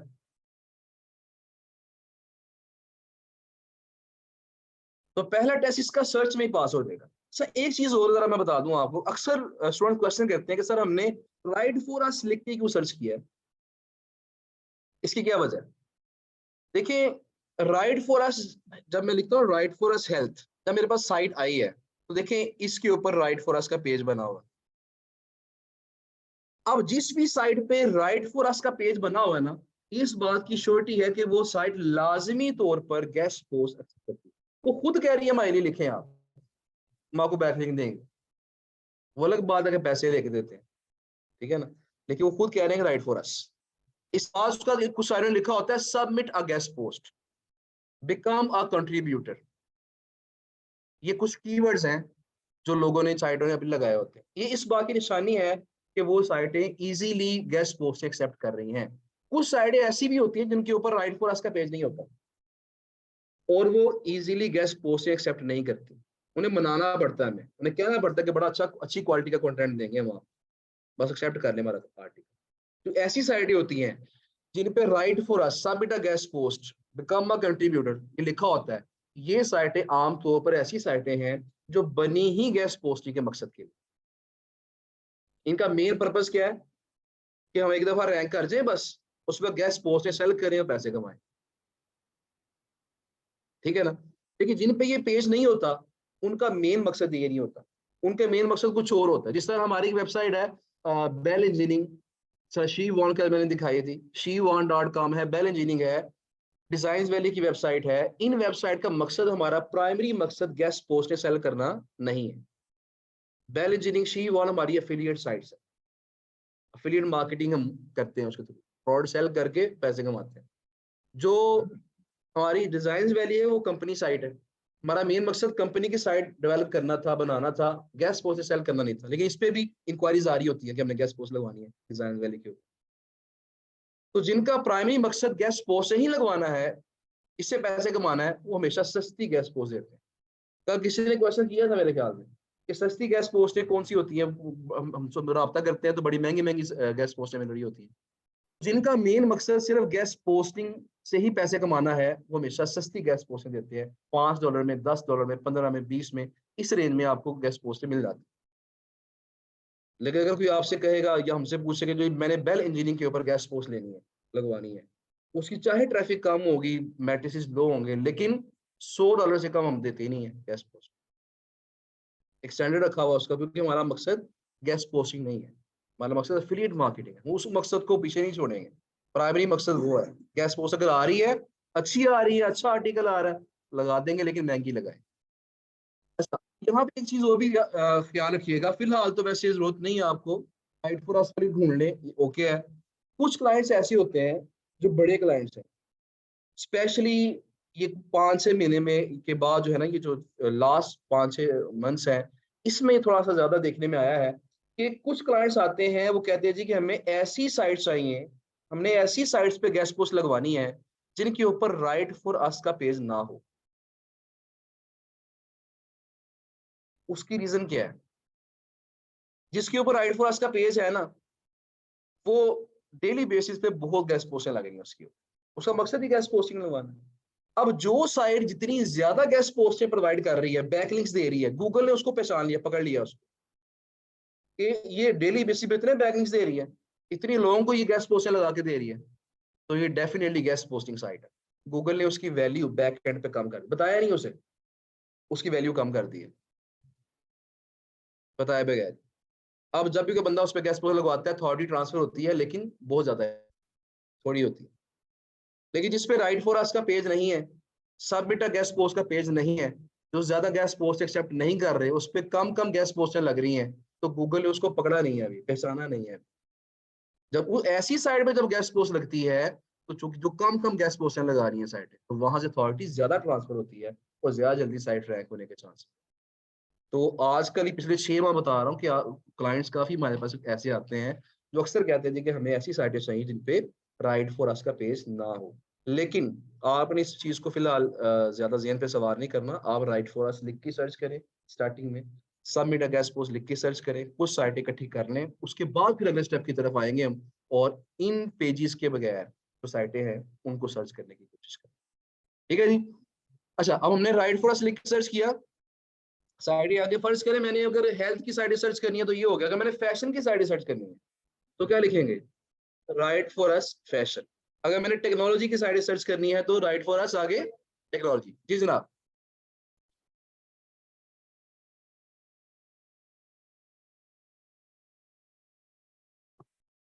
जी बिल्कुल, मैं उसी तरफ आ रहा हूँ। इसमें दो चीजें हैं जो हमने क्वेश्चन पूछा, मैं उसके बारे में भी बताऊंगा। एक चीज और भी अक्सर क्वेश्चन होता है स्टूडेंट्स का कि सर देखें हमने यहाँ बैठे हुए सारे, आप इस बैच में ऑलमोस्ट 150 के करीब स्टूडेंट्स हैं, तो 150 के 150 जो लोग हैं प्राइड फॉर अस लिख के सर्च कर, सबके सामने सर्च पे साइड है क्या आएगी, सेम। सब लोग एक ही साइड को रब्ता कर रहे हैं। अच्छा, ये हमारा एक मसला हुआ था बैच 6 में स्पेशली। ये वैसे कल मैं थोड़ा सा गाइड करना था इस हवाले से आपको, लेकिन आज ही बात कर लेते हैं। बैच 6 में हमारा ये बहुत ज्यादा मसला हुआ था, उसमें हमारे स्टूडेंट्स इससे भी ज्यादा थे, 150 से भी ऊपर थे स्टूडेंट्स हमारे। अब उन्होंने क्या किया जी कि उन्होंने तमाम स्टूडेंट्स ने इस तरह लिख के साइटों को राब्ता किया, और राब्ता करके उनको ईमेल जो करनी थी, हमने उनको टेम्पलेट्स दिए हुए थे, उन्होंने उनको ईमेल भी सेम ही कर दी। हर बंदे ने, लेट्स सपोज 170 लोग थे ऑलमोस्ट, तो 170 लोगों ने साइटें भी सेम सर्च की, उनको मेल्स भी सेम की, सब्जेक्ट लाइन भी सेम थी, हर चीज सेम थी। तो फिर क्या हुआ, इसके दो नुकसान हुए। पहला नुकसान तो ये हुआ, जो बड़ा नुकसान था वो ये हुआ कि इन साइटों ने अपनी प्राइसेस बढ़ा ली। अब देखें यकदम जब एक साइट को एक दिन के अंदर 150 मेलें आ जाएंगी, तो चाहे उसकी उसकी मैट्रिसेस लो हैं, ट्रैफिक कम है, उसकी इतनी अच्छी साइट नहीं है, जब 150 लोग कह रहे हैं मैंने गैस पोस्ट लगवानी है, उसका दिमाग तो सामान तक पहुंच जाएगा ना, इतनी वैल्यू बढ़ गई मेरी। तो जो साइट जिसके साथ मेरी मेरी डील हुई थी $5 में, तो उन्होंने अपनी प्राइस बता दी $50। 50 से नीचे आई नहीं डे।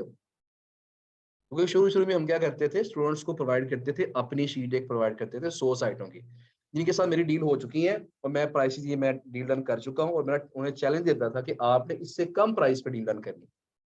तो मुझे सर कहते हैं सर आपने तो $5 में डील करनी है, हमारी तो 50 से नीचे नहीं आ रही है। तो रीजन पीछे उसके पीछे क्या थी, ये वाली सेम साइट को मल्टीपल मेल चली गई हैं, उसे लगा मेरी वैल्यू बड़ी बढ़ गई। ठीक है जी, पहली रीजन। नंबर 2 रीजन, जो मसला नंबर 2 हुआ वो क्या हुआ कि कुछ लोगों को जब उन्होंने चेक किया कि सेम ही टाइप की मेल मुझे 150 प्लस लोगों से आई है, तो उन्होंने समझा शायद ये कोई स्पैमर है, ये स्पैमिंग कर रहा है। एक ही बंदा 150 ईमेल एड्रेस बना के सेम मेल मुझे करी जा रहा है। अब उन्होंने क्या किया, चंद एक लोगों को तो शायद नहीं किया होगा, उन्होंने बहुत सारे लोगों पहले ही चंद एक मेल देखी, उसके बाद जो मेलें उन्हें गई उन्होंने सबको स्पैम रिपोर्ट करना शुरू कर दिया, स्पैम स्पैम स्पैम स्पैम। और आपको शायद पता होगा जब कोई बंदा हमारी ईमेल को स्पैम रिपोर्ट करता है, तो गूगल उसको थोड़ा सा हमारी ईमेल को नेगेटिव पॉइंट्स देता है। और अगर चंद एक लोग हमें स्पैम रिपोर्ट कर दें, हमारी अब जो मेल है इनबॉक्स में जाना बंद हो जाती है। अब मैं किसी नए बंदे को मेल करूंगा ना, वो उसके इनबॉक्स में नहीं जाएगी, वो कहाँ जाएगी, उसके स्पैम बॉक्स में चली जाएगी। अब जब उसके स्पैम बॉक्स में जाएगी, इनबॉक्स में जाएगी नहीं, हम तो इनबॉक्स चेक करते हैं ना, इनबॉक्स में गई नहीं है तो वो चेक कैसे करेगा और उसको रिप्लाई कैसे करेगा, तो रिस्पॉन्स आने के चांसेस क्या हो गए, वो परसेंटेज और कम। तो आपने जो सबसे पहली चीज है वो क्या करनी है, आपने जो कीवर्ड्स हैं, जो आपकी बात थी कि आपने यहाँ कीवर्ड्स डिफरेंट चूज करने हैं। इस तरह आपने राइट फॉर अस हेल्थ लिखा, अब देखिए नंबर 1 पे क्या आ रही है, डिजिटल हेल्थ बस, सॉरी ये नंबर 1 पे है the health care block. Number 2 digital health बस। अगर मैं यहाँ पे राइट फॉर अस हेल्थ की जगह right for us health and fitness कर दूं, अब देखें क्या वो दो साइटें नंबर 1 पे आई हैं, नंबर 2 पे आई हैं, रिजल्ट्स क्या हो गए हैं, चेंज हो गए। अगर आप यहाँ पे right for us health and food कर दें, तो देखिए रिजल्ट्स क्या हो जाएंगे, वो चेंज हो जाएंगे। इसका मतलब ये है कीवर्ड्स हम जब चेंज करेंगे तो रिजल्ट चेंज हो जाएंगे, नई साइटें यूनिक साइटें आपके सामने आएंगी। इस तरह submit a guest post on health, submit a guest post on health and food, submit a guest post on health and fitness. ये 6 मैंने आपको कॉम्बिनेशन बता दिए, बाकी आपने इस तरह के खुद सोच लें। ठीक है जी, आइडिया मैंने दे दिया ना आपको, आप कुछ कहना चाह रहे हैं। पहली बात नजर आ रहा है आपको कि नहीं आ रहा, हाँ आपको सर थोड़ा थोड़ा आ रहा है। आप ऐसा करें कि थोड़ी थोड़ी चेयर्स अगर इस तरफ कर लें, ये जो मोहतरम बैठे हैं आगे आगे रो वाली, अगर थोड़ा सा जरा सरक जाए थोड़ा सा, तो मेरा ख्याल है जरा फायदा हो जाए सबका।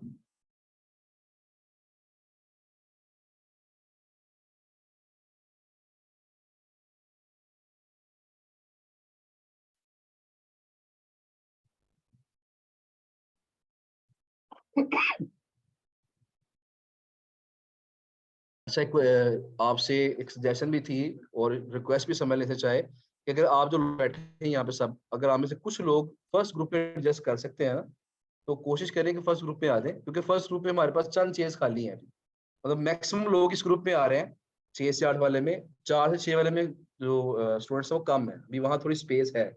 तो अगर अगर तो आप एडजस्ट कर सकते हैं 4 से 6 वाले ग्रुप के अंदर, कोई भी आप में से 2 3 4 लोग, तो आप उसमें आ सकते हैं, ताकि यहाँ जरा हमारे पास स्पेस बन जाए। अगर नहीं एडजस्ट कर सकते कोई इशू नहीं है, फिर आपको ऐसे ही बैठना पड़ेगा। कल कोशिश करेंगे कि कुछ थोड़ी सी सेटलमेंट ऐसे करें, थोड़ा सा मजीद जरा यहाँ पे स्ट्रेंथ ज्यादा बेहतर पूरी आ सके। लेकिन अगर आप 4 से 6 वाले में, तो कोशिश करें उसमें आ जाए। क्वेश्चन आपका वहीं पर।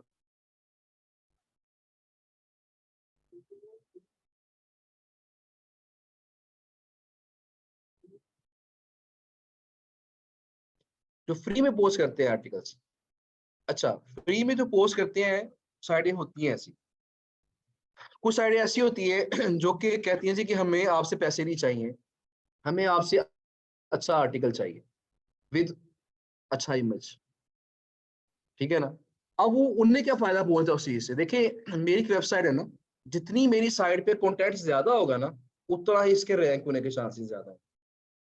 कंटेंट भरते जाएं साइट के ऊपर, लगाते जाएं, साइट क्या करेगी? रैंक कर जाएगी किसी ना किसी तरह। तो कंटेंट बड़ा इंपॉर्टेंट है, क्वालिटी ऑफ कंटेंट और क्वांटिटी ऑफ कंटेंट, ये दोनों चीजें अच्छी होनी चाहिए। तो उन साइटों का मकसद सिर्फ क्या है कि हमने जो राइटर को पैसे देके आर्टिकल लिखवा के लगाने हैं, तो क्यों ना हम गेस्ट पोस्ट ही अच्छी एक्सेप्ट कर लें और हमें राइटर को पैसे ना देने पड़े, किसी के पैसे पे हम आप उधर रैंक कर जाए। उनका मकसद सिर्फ क्या होता है? हमें अच्छा कंटेंट मिले।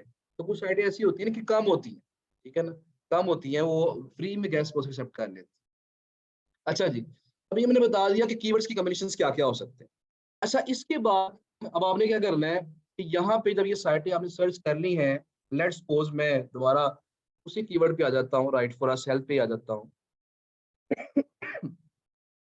तो यहाँ पे ये साइटें आ गई हैं, ये सारे ऊपर ऐड चल रहे हैं, इन्होंने पैसे दे के पोजीशन फर्स्ट पोजीशन ली है, ठीक है ना। तो ये जो बाकी है ये सारी जो है ना, ये इन्होंने नेचुरली रैंक किया, ऑर्गेनिकली रैंक किया है, अपनी मेहनत से रैंक किया है इन्होंने। हेल्थ गार्ड है, क्रेडी हेल्थ है, हेल्थ के ब्लॉग है, ये साइटें हेल्थ की आ गई। मैंने आपसे कहा था कि हमने चेक करना है कि इनमें से कौन सी साइटें इस काबिल है कि इनको आउटरीच किया जाए और कौन सी इस काबिल नहीं है। तो पहला जो टेस्ट है, जो पहला फिल्टर है, वो हमने यहाँ पे लगा देना। तो पहला फिल्टर है हमारे पास मोज। मोज पहला फिल्टर है। मोज क्या है? देखें, कोई वेबसाइट कितनी अच्छी है या कितनी अच्छी नहीं है, ज्यादा अच्छी है कम अच्छी है, इसकी एग्जैक्ट हमें जो पोजीशन है अथॉरिटी की, क्या वैल्यू है उसकी, वो हमें बताएगा गूगल। एक्चुअल बात किसको पता है? गूगल को। गूगल तो बादशाह है, गूगल के ऊपर सारे रैंक करने की कोशिश कर रहे हैं, सारी इंफॉर्मेशन गूगल के पास तो है। तो गूगल के पास एग्जैक्ट इंफॉर्मेशन है कि कौन सी साइट कितनी अच्छी है। लेकिन गूगल का मसला क्या है कि कभी भी वो थर्ड पर्सन को किसी साइट के स्टैट्स के बारे में नहीं बताए, प्राइवेसी पॉलिसी है उसकी। मेरी साइट है, आप पूछेंगे तो आपको नहीं बताएगा। मेरी साइट है, मैं खुद पूछूंगा गूगल से, चेक करना चाहूंगा, गूगल मुझे बता देगा कि आप किस किस कीवर्ड पे रैंक कर रहे हैं, किस किस कीवर्ड पे आपकी कौन सी पोजीशन है, गूगल मुझे बता देगा, थर्ड पर्सन को नहीं बताएगा। इसलिए हमने चूंकि पेड पर्सन की वेबसाइट आउटरीच करनी है ना, तो हमें तो गूगल से कोई फायदा नहीं है। अब बहुत सारे लोगों ने इसका हल निकालने के लिए, बड़ी बड़ी कंपनीज ने लाखों करोड़ों डॉलर्स इन्वेस्ट करके ऐसे सिस्टम्स बनाए हैं जो कि गूगल की तर्ज पे पता लगा लेते हैं कि कौन सी साइट गूगल को नजदीक ज्यादा अच्छी है और कौन सी साइट गूगल के नजदीक कम अच्छी है। अब ये जो कंपनीज हैं, ये बहुत ज्यादा कंपनीज हैं। इनमें जो सबसे पहली कंपनी थी, फेमस पहली कंपनी जो थी, वो मोज थी। मोज ने गूगल की तर्ज पे साइटों को रैंक करना, साइटों को कह लें कि ग्रेडिंग करना उनकी शुरू, और उसने उस ग्रेडिंग को जो नाम दिया, जो उसकी वैल्यू दी, उसका नाम रखा हुआ था DA, डोमेन अथॉरिटी। मोज ने कहा जी कि जिस वेबसाइट का DA, डोमेन अथॉरिटी ज्यादा होगी, इसका मतलब क्या? वो साइट ज्यादा अच्छी है। और जिसका DA कम होगा, इसका मतलब क्या है कि वो कम अच्छी है। इसीलिए हमारा जो सबसे पहला फिल्टर होगा, क्योंकि काफी लोग मोज को फॉलो करते हैं, मोज के DA की बेस पे सिलेक्ट करते हैं कि मैंने इस पे गेस्ट पोस्ट लगवानी है कि नहीं लगवानी। इसलिए पहला फिल्टर हमारा कौन सा होगा? मोज। मोज का फिल्टर लगाने का एक तरीका तो ये है कि आप मोज की वेबसाइट खोलें, एक एक साइड यहाँ से कॉपी करें, वहां जाके पेस्ट करें, उनका डीए चेक करें, ठीक है जी। लेकिन ये तरीका काफी टाइम कंज्यूमिंग है, हम इसका शॉर्टकट यूज करेंगे, वो शॉर्टकट है मोज बार। ये देखिए, ये एक्सटेंशंस मैंने इंस्टॉल की हुई हैं, स्नो है, एहरफ्स है, इसके अलावा ये हमारे पास मोज है, सिमिलर वेब है, इस तरह ऊपर सजेस्ट की भी की होती थी मैंने, अब मैं उसको फिलहाल यूज नहीं करता मैं। तो ये मोज की एक्सटेंशन है, इसे कहते हैं मोज बार। एक्सटेंशन क्या चीज है कि गूगल क्रोम एक सॉफ्टवेयर है, इसके अंदर अगर हम एक्सटेंशन छोटे छोटे सॉफ्टवेयर इंस्टॉल कर लेते हैं तो इसकी फंक्शनैलिटी बढ़ जाती है। तो अगर मैंने इस क्रोम के अंदर मोज की फंक्शनैलिटी ऐड करनी है तो मुझे मोज का छोटा सॉफ्टवेयर डालना, उसको बोलेंगे एक्सटेंशन है। आपने सर्च कैसे करना है एक्सटेंशन को, आप यहाँ गूगल पे जाएंगे और गूगल पे जाके लिखेंगे मोज बार। अब देखिए मोज बार आ गया, मोज एक्सटेंशन है कि यहाँ पे ना जाइएगा, यहाँ ऐसा करें नीचे जाएं, यहाँ देखिए chrome.google.com, इस पे जाएं और यहाँ देखिएगा जो क्रोम का स्टोर है ना, जहाँ पे आप एक्सटेंशंस चेक कर सकते हैं।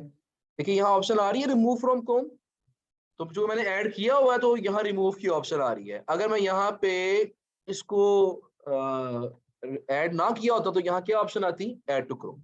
यहाँ पे क्लिक करेंगे add to Chrome, add to Chrome के बाद यहाँ पे ये एक्सटेंशन आपकी ऐड हो जाएगी, इंस्टॉल हो जाएगी ऑटोमेटिकली। फिर आप देखिए ये एक्सटेंशंस का कंट्रोल पैनल है, यहाँ पे आप जिस एक्सटेंशन को यहाँ पे शो करवाना चाहते हैं उसको पिन कर लें, जिसको पिन करेंगे तो वो यहाँ शो हो जाएगी, जिसको अनपिन करेंगे वो यहाँ से गायब हो जाएगी, ठीक है जी। इस तरीके से अपनी आप ये बार जो है, ये जो सारे आइकॉन्स हैं वो कंट्रोल कर सकते हैं। बहरहाल आपने मोज बार को, ये देखिएगा मोज बार कहाँ गई मेरी, ये थी, इसे मैंने पिन किया हुआ है तो ये मोज बार यहाँ शो हो रही है। अब मैंने करना क्या है, गूगल में मैंने सर्च किया हुआ है, सर्च रिजल्ट्स मेरे पास हैं, मैंने मोज बार पे क्लिक करना है, इसको मैंने मोज बार को ऑन करना है,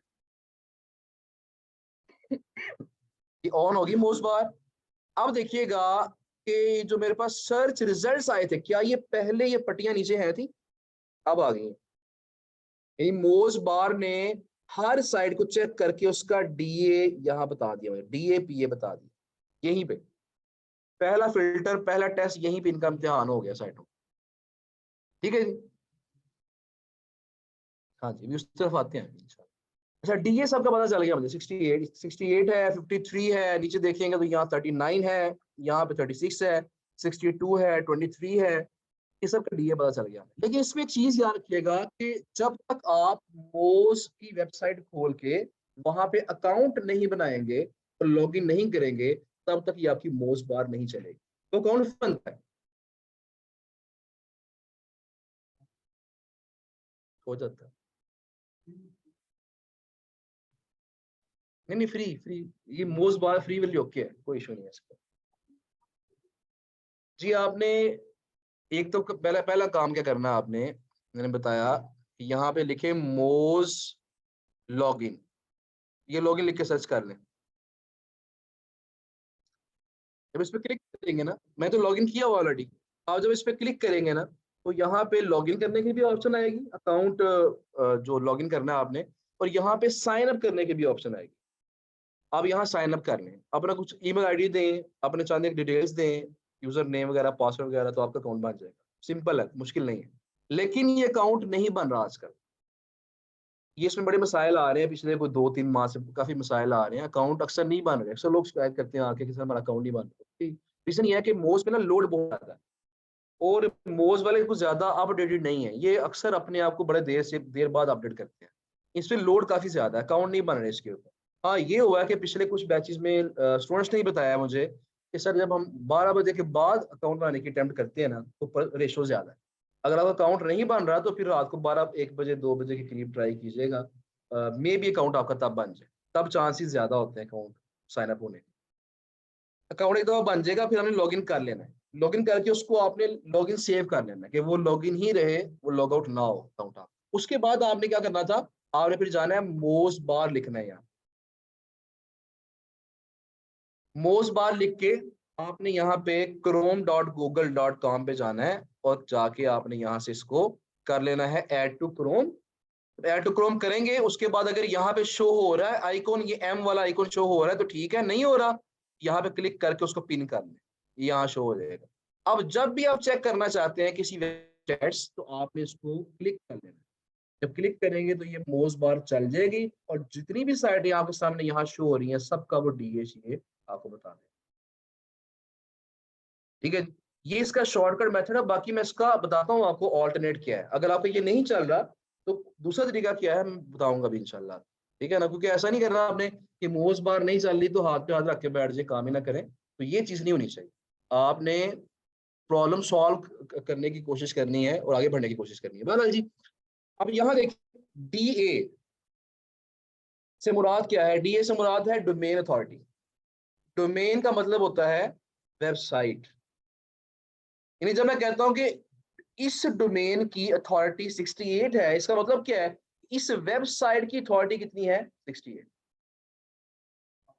आउट ऑफ 100। तो अथॉरिटी होती है 0 से लेकर 100 तक। बिल्कुल नई वेबसाइट है, अथॉरिटी 0। जैसे जैसे वेबसाइट अच्छी होती जाएगी उसकी अथॉरिटी बढ़ती जाएगी। तो इसका मतलब ये होगा कि जितनी ज्यादा अथॉरिटी होगी, जितना ज्यादा DA होगा, उतनी साइट ज्यादा अच्छी मानी जाएगी। पहली चीज तो ये है। तो DA इसका हमें बताएगा डोमेन अथॉरिटी की डोमेन कितनी अच्छी। तो DA कितना होना चाहिए? यूजुअली ये होता है कि 15, 16, 17, 15 से ऊपर वाले साइटें अक्सर लोग एक्सेप्ट कर लेते हैं। लेकिन मैं हमेशा बताता हूँ कि क्लाइंट टू क्लाइंट ये चीज भी वेरी करती है। कुछ क्लाइंट्स हमें मैसेज करते हैं कि हमें सिर्फ DA 50+ वाली साइटें चाहिए। कुछ ऐसा पहले मुझसे क्लाइंट ने काम करवाया, लिंक इंसर्शन करवाई। लिंक इंसर्शन क्या होती है? लिंक इंसर्शन का दूसरा नाम होता है निश एडिट। जरा ये भी जरा क्लैरिफाई कर लें। देखिए, एक होता है गेस्ट पोस्ट और नंबर 2 जो टर्म है वो है जी लिंक इंसर्शन। गेस्ट पोस्ट क्या चीज है? कि पूरे का पूरा आर्टिकल लिखवाया, अपना लिंक लगाया और उसको किसी अच्छी साइट में पब्लिश करवाया, इसे बोलेंगे ये क्या है? Guest post publication. मकसद क्या था इसका? बैकलिंक, मैंने कल बताया था।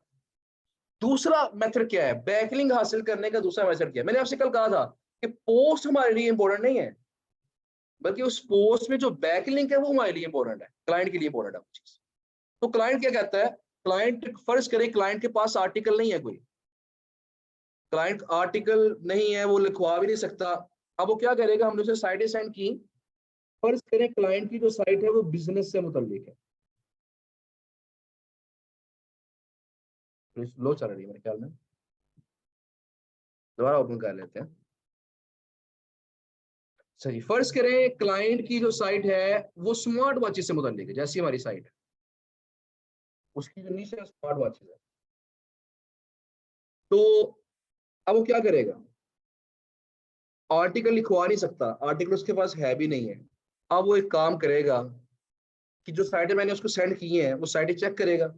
उन साइटों पे अगर स्मार्ट वॉचेस से मुताल्लिक कोई ऑलरेडी आर्टिकल पब्लिश हुए हुए हैं, पुराने आर्टिकल्स पब्लिश हो चुके हैं, वो क्या कहेगा कि ऐसा करो जी, फलां आर्टिकल जो पहले से पुराना पब्लिश हो चुका होगा उसी आर्टिकल में फलां जगह पे मेरा लिंक लगा दो बस। बात समझ आ रही? अगर क्लाइंट हमें पूरा आर्टिकल देगा लिख के, लिंक लगा के उसे पब्लिश करने को कहेगा, उसे कहेंगे ये गेस्ट पोस्ट है।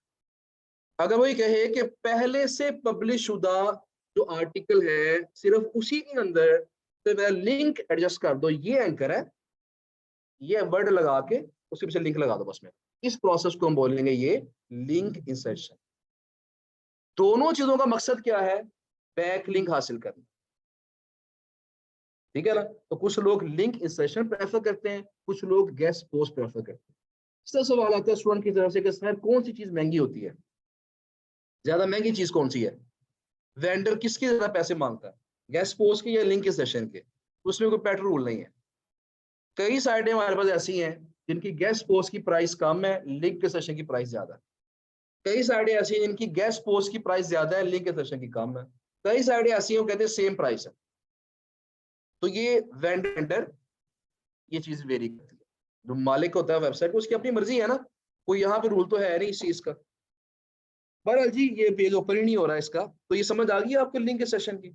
ओके, तो बात हम क्या कर रहे थे? बात हमारी क्या हो रही थी?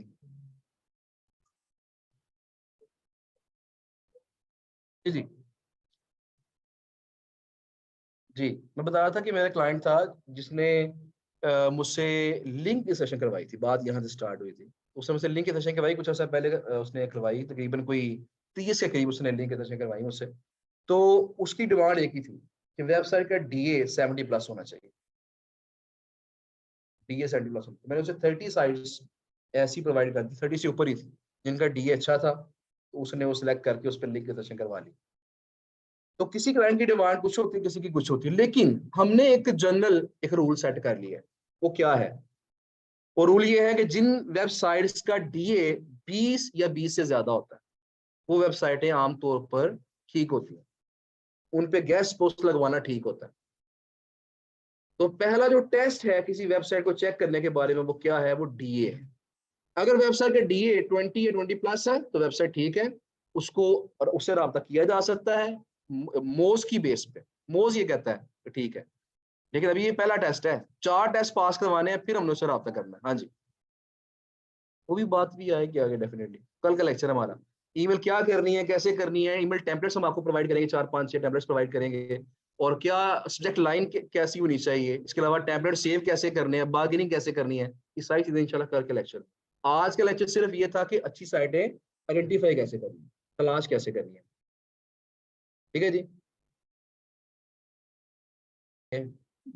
क्लाइंट्स भी दे देंगे, उनको साथ डील भी करवा देंगे, और उसके बाद सॉरी चलो ओके सॉरी, मैं माइंड किया आपने इस बात का, तो माजरत। लेकिन ये है कि इसका ये है कि आपको कुछ वेंडर साइट्स प्रोवाइड कर देंगे, हम उनसे उनके कॉन्टेक्ट निकाल के हम उससे डील कर लीजिएगा, और उनसे जो फाइनल प्राइस आपने करनी है डन करके अपनी लिस्ट में नोट कर लीजिए। कुछ प्रोवाइड कर देंगे आपको, बल्कि शहजाद भी तो मुझसे कहते हैं कि मुझे आपने कुछ टाइम देना है, शायद उनकी बात आज आपसे हुई है कि नहीं हुई है, कि वेंडर्स कुछ आपको वो देंगे, कुछ प्रीमियम साइट्स आपको देंगे, और आपको उन्होंने एक चैलेंज करना है कि आपने इनमें से मुझे इतनी साइटों के साथ डील करके दिखाए। ठीक है ना? तो वो आपके लिए चैलेंज होगा, क्योंकि जो बड़ी साइटें होती है ना, फोर्ब्स, बिजनेस साइट है, टेक क्रंच है, एनवाई टाइम्स है, ये साइटें ऐसी हैं कि आम आम किसी बंदे को ये लिफ्ट नहीं कराती। ठीक है ना?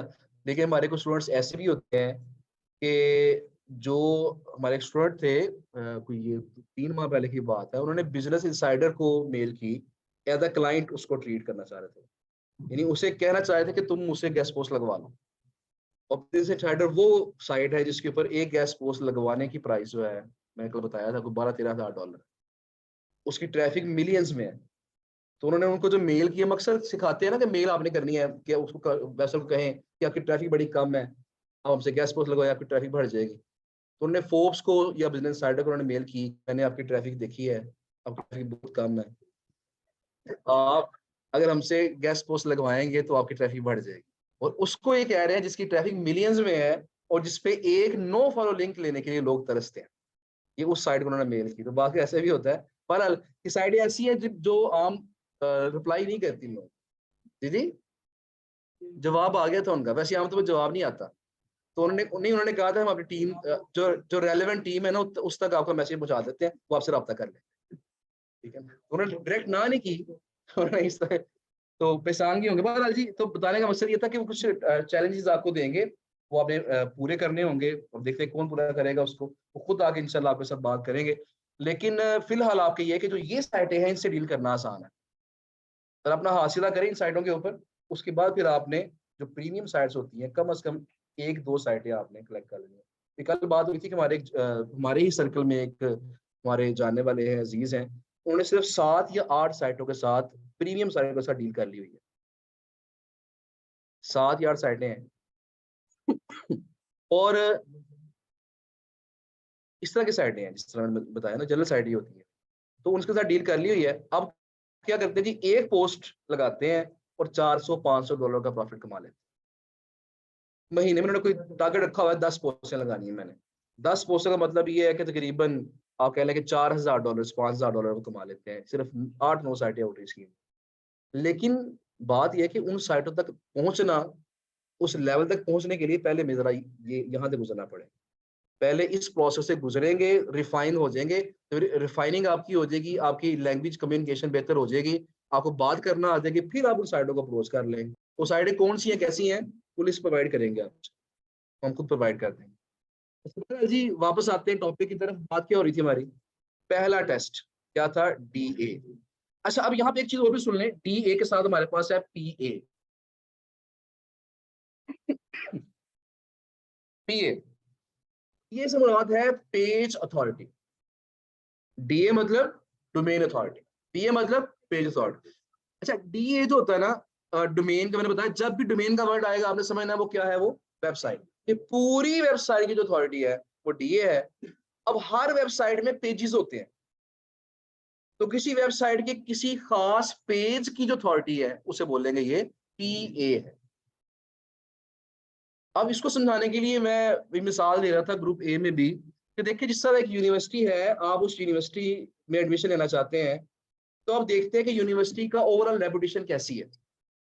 जो पूरी यूनिवर्सिटी की ओवरऑल रेपुटेशन है उसकी, जो उसे कहेंगे उसका DA है। लेकिन आप यूनिवर्सिटी देख रहे हैं, लेकिन आपने एडमिशन लेना है उसके फर्ज करिए फिजिक्स के डिपार्टमेंट के अंदर। यूनिवर्सिटी ओवरऑल अच्छी है, लेकिन उसका फिजिक्स का डिपार्टमेंट गंदा है, क्या एडमिशन लेंगे वहां पे जाके? आप नहीं लेंगे। इसलिए बास का जो क्लाइंट्स होते हैं वो क्या करते हैं, वो DA भी देखते हैं, उसके बाद वो पेज भी देखते हैं जहां पे जाके उन्होंने गेस्ट पोस्ट लगवानी है। मसलन मैंने भी आपके सामने ये साइड ओपन की थी, ओपन नहीं हो रही मेरे ख्याल में, जरा दोबारा रिफ्रेश करके देखते हैं, या कोई वो साइड खोल लेते हैं। ये खुल गया जी। अब देखें, क्लाइंट की अपनी साइड हेल्थ की है, वो क्या करेगा, वो जनरल साइट पे अगर लगवाना चाहता है तो जनरल साइट पे लगवा लेगा, लेकिन क्या कहेगा कि हेल्थ वाले पेज पे जाके लगाओ मेरी गेस्ट पोस्ट। ठीक है ना, चाहे जनरल पे लगा दो, लेकिन किस कैटेगरी में लगाओ, हेल्थ की। अब जब हेल्थ का मैं पेज खोलूंगा, अगर उस पेज की अथॉरिटी अच्छी ना हुई तो वो उस पे पोस्ट लगाने की रजामंद नहीं हो। तो DA भी मैटर करता है और PA भी मैटर करता है। लेकिन एक चीज मैं आपको बता दूं कि पहले, आज से 2-3 साल पहले ये चीज बड़ी कॉमन थी, DA PA देखा जाता था। अब ये है कि DA मोस्ट जो है ना थोड़ा सा हो गया आउटडेटेड, इसकी फॉलोइंग कम होती जा रही है। जो नए सॉफ्टवेयर और आ रहे हैं मार्केट में वो इससे बेहतर रिजल्ट्स बताते हैं, बेहतर स्टैट्स बताते हैं। सरा एहरफ्स है, सेमरश है, मैजेस्टिक है, ऊबर सजेस्ट है, सिमिलर वेब है, ये बेहतर स्टैट्स बताते हैं। अब इसकी फॉलोइंग कम होती जा रही है, लेकिन अभी भी क्लाइंट्स DA को पूछते हैं, PA बड़े कम पूछते हैं अब, लेकिन DA और स्पैम स्कोर, इन दो चीजों पे अक्सर फोकस करते हैं। मैं बता दूं आपको एक चीज, जरा क्लियर करूं, फिर मैं स्पैम स्कोर की तरफ आता हूं। DA, मैं अगर इसके होम पेज पे क्लिक करता हूं, ये इसका होम पेज अभी ओपन होगा। अब देखें, वेबसाइट है, वो डोमेन पूरी है, उस पूरी डोमेन की अथॉरिटी कितनी है, 26। और ये जो आपको होम पेज पहला पेज दिखाई दे रहा है, इसकी अथॉरिटी कितनी है, 44। अच्छा, उसके बाद मैं ऐसा करता हूं, मैं इसका फर्स्ट टेक वाला पेज खोल लेता हूं, चेक कीजिएगा, ये इसका टेक वाला पेज खुल गया। DA कितना है, वो उतना ही है, क्योंकि वो डोमेन तो वही है ना, लेकिन क्या पेज वही है, पेज चेंज हो तो उसकी अथॉरिटी भी क्या होगी, चेंज होगी। तो DA हमेशा पूरी डोमेन का सेम रहता है, और जो PA है वो पेज टू पेज क्या करता है, वेरी करता है। अच्छा, PA के बारे में बड़े कम लोग पूछते हैं अब, लेकिन फिर भी ये एहतियातन लिमिट है, तो ये कि 15 के करीब अगर PA है ना किसी पेज का, तो वो पेज ठीक होता है, तो क्लाइंट आमतौर पर लगवा लेता है उसकी। DA कम से कम 20 होना चाहिए और PA कम से कम उस पेज का 15 होना चाहिए। नहीं, उसमें होता है कि एक होता है होम पेज का PA। अब देखिए एक चीज और देखिएगा, अक्सर जो लोग है ना वो कहते हैं जी कि हमने अपनी पोस्ट लगवानी है होम पेज पे। अब देखिए होम पेज पे क्यों, भी हमने देखिए सॉरी, यहाँ देखिए लाइफ स्टाइल मैं खोलता हूँ, 29 PA था, जरा ध्यान रखिएगा। लाइफ स्टाइल वाले का कितना है, 25। एजुकेशन वाले का कितना है, 30। बिजनेस वाले का कितना है,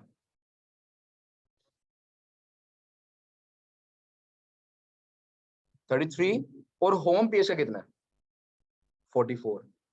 यानी नॉर्मली होम पेज की अथॉरिटी किसी भी वेबसाइट की, होम पेज की अथॉरिटी ज्यादा होती है।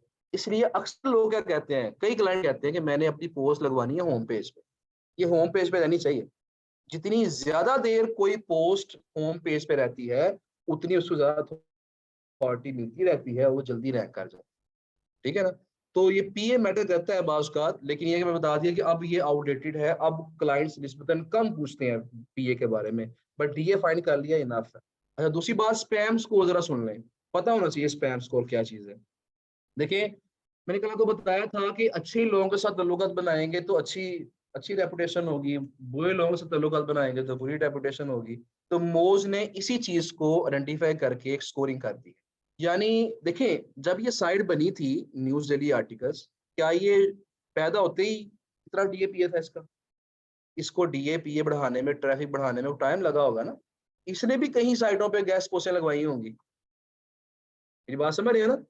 अब इसने जहां गेस्ट पोस्टें लगवाई हैं, जिनसे सिफारिशें ली थी अपने आप को रैंक करने के लिए, उनमें से 1% जो साइटें थी वो अच्छी नहीं थी।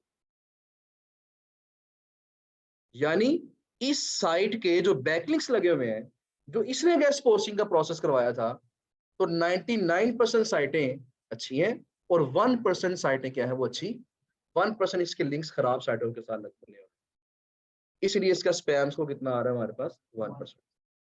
तो मोज ये कहता है, मोज की अपनी वेबसाइट पे लिखा हुआ है कि अगर 15 से 20% तक स्पैम स्कोर है तो वो साइट सेफ है।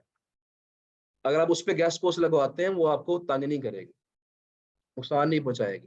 लेकिन अगर 20% से ज्यादा स्पैम स्कोर है तो फिर वो साइट आपको फायदे की बजाय नुकसान पहुंचा देगी। लेकिन क्लाइंट्स कुछ और फिर उनका हिसाब होता है, वो कहते हैं कि स्पैम स्कोर 0 होना चाहिए। तो 0%, 1%, 2%, मैक्सिमम 5% तक वो गुजारा कर लेते हैं।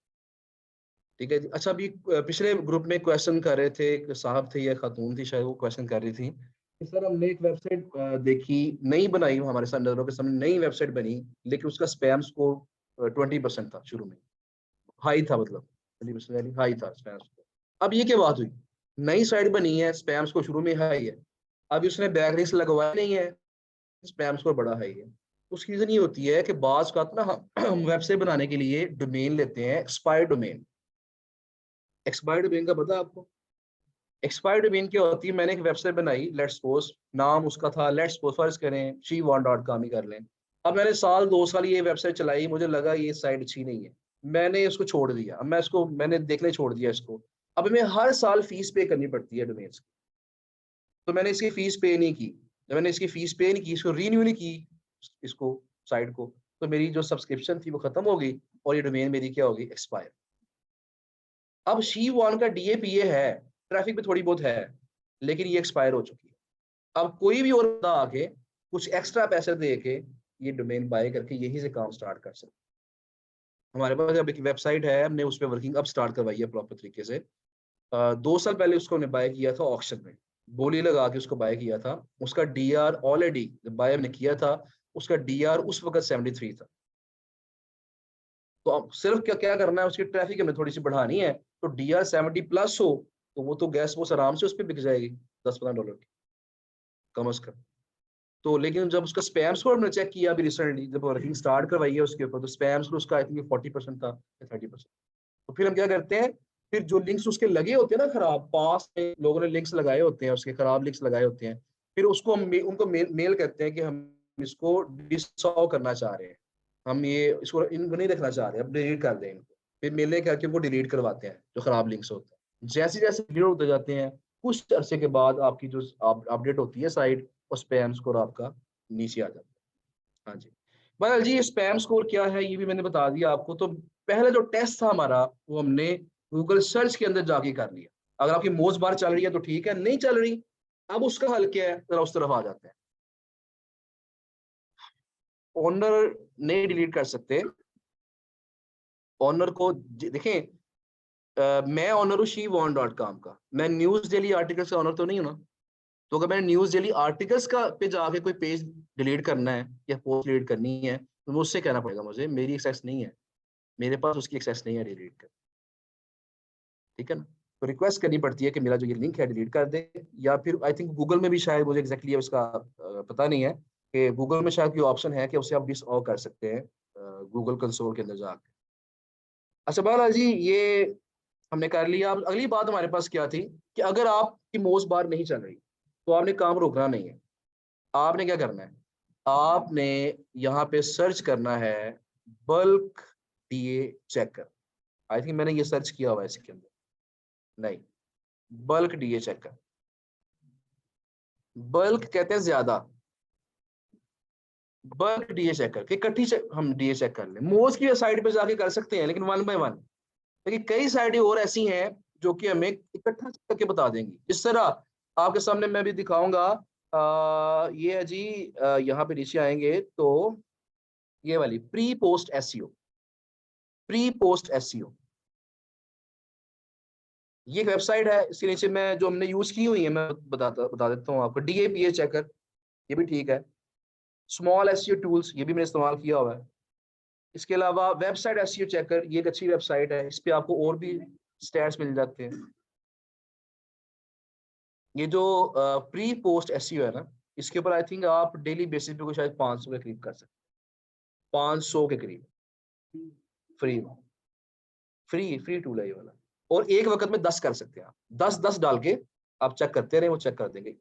आई थिंक 500 की लिमिट थी, अब क्या लिमिट है जरा चेक कर लेते हैं, लिखा होगा इसके ऊपर, जरा मजीद इसको वेरीफाई कर लेते हैं।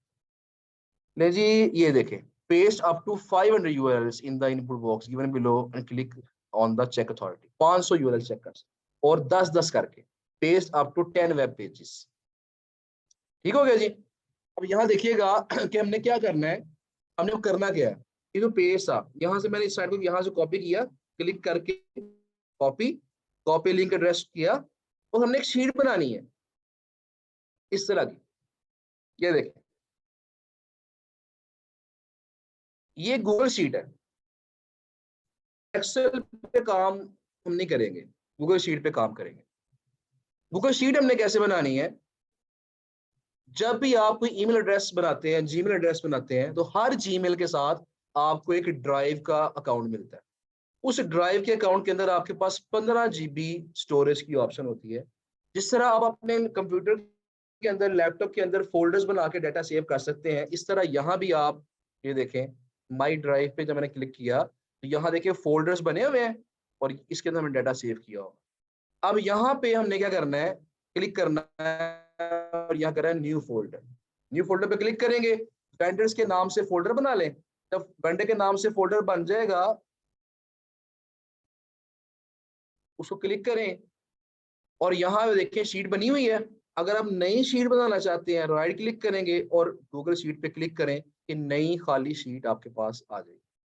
इसका नाम रख लें, यहाँ पे क्लिक करके नाम रख लें कि वेंडर साइट्स टू आउटरीच। ये वो वेंडर साइट जिनको हमने आउटरीच करना है। जो भी टाइटल लिखना चाहते हैं वो रख लें।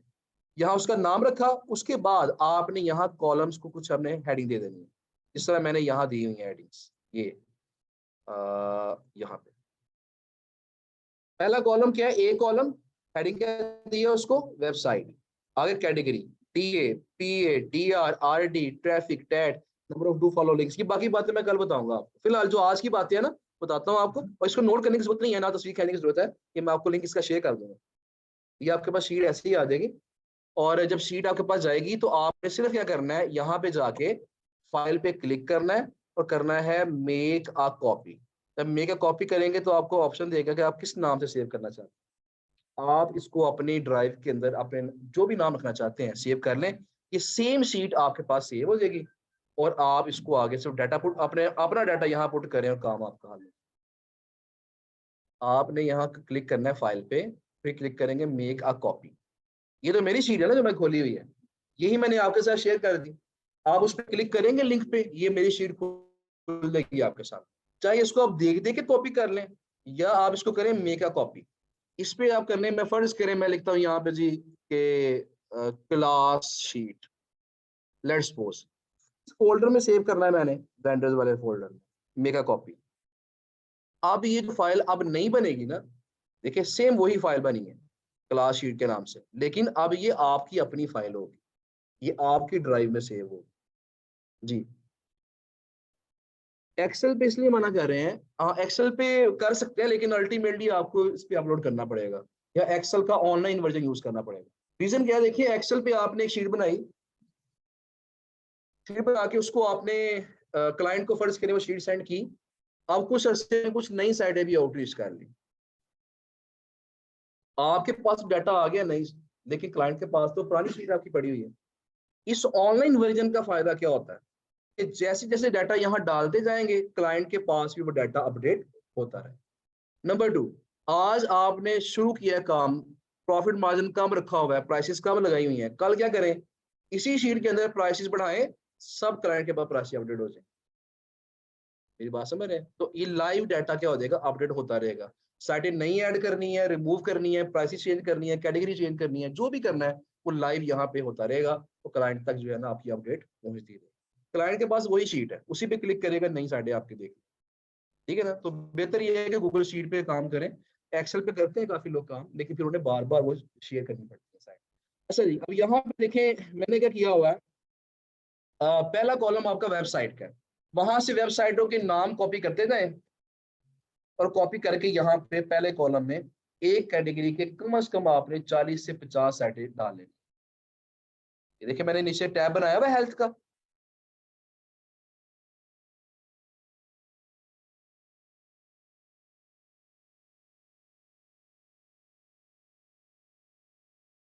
की शीट में मैंने टैब बना दी, बजाय मैं शीटें अलग अलग बनाता, डाटा बिखर जाता मेरा। मैंने एक ही शीट रखी है, उसी में टैब बना दिए हैं ताकि डाटा मेरा एक ही शीट में रहे, जो भी चेक करना है मैंने इसी में चेक कर लूं।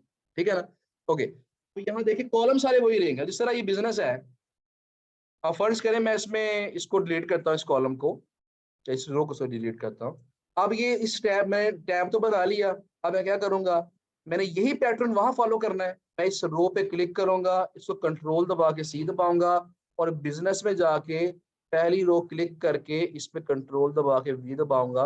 सेम पैटर्न मेरा यहाँ भी कॉपी पेस्ट। तो आपने सेम पैटर्न को हर कैटेगरी के अंदर फॉलो करते जाना। हेल्थ वाली साइटें हेल्थ हेल्थ के टैब में डालते जाएंगे। जब 10 साइटें हो गई, उनको 10 साइटों को प्री पोस्ट एसईओ में डाल के उनका डीए चेक किया, जिनका डीए 20 से ऊपर है उनको यहाँ रख लिया, जिनका 20 से कम था उनको यहाँ से डिलीट कर। फिर 10 साइटें और डाली, उनको प्री पोस्ट एसईओ में चेक किया, तो साइटें म्यार पे पूरा उतर रही हैं, उनको रख लिया, बाकियों को डिलीट कर। इस तरीके से आप 10-10 साइटें करके आपने कम से कम यहाँ पे 40 से 50 साइटें आपने 20+ डीए वाली आपने यहाँ डाली। ये कल का टास्क भी आपका। कल जब आपने आना है तो आपके पास कम से कम 3 कैटेगरीज की 50-50 साइटें होनी चाहिए, कोई सी भी 3 कैटेगरीज, वो मर्जी है आपकी, जो मर्जी चूज कर लें। सिर्फ डीए चेक कर लें उनका, सिर्फ डीए के बेस पे डाल लें, बाकी बातें बाद में कर लेंगे उसमें। ठीक है ना? तो पहला टेस्ट जो था वो डीए था। अच्छा, यहाँ पे एक चीज देखें कि यहाँ है, मैंने लिखा कैटेगरी लिखा हुआ मैंने हेल्थ, लेकिन यहाँ क्या लिखा मैंने, मेंटल हेल्थ।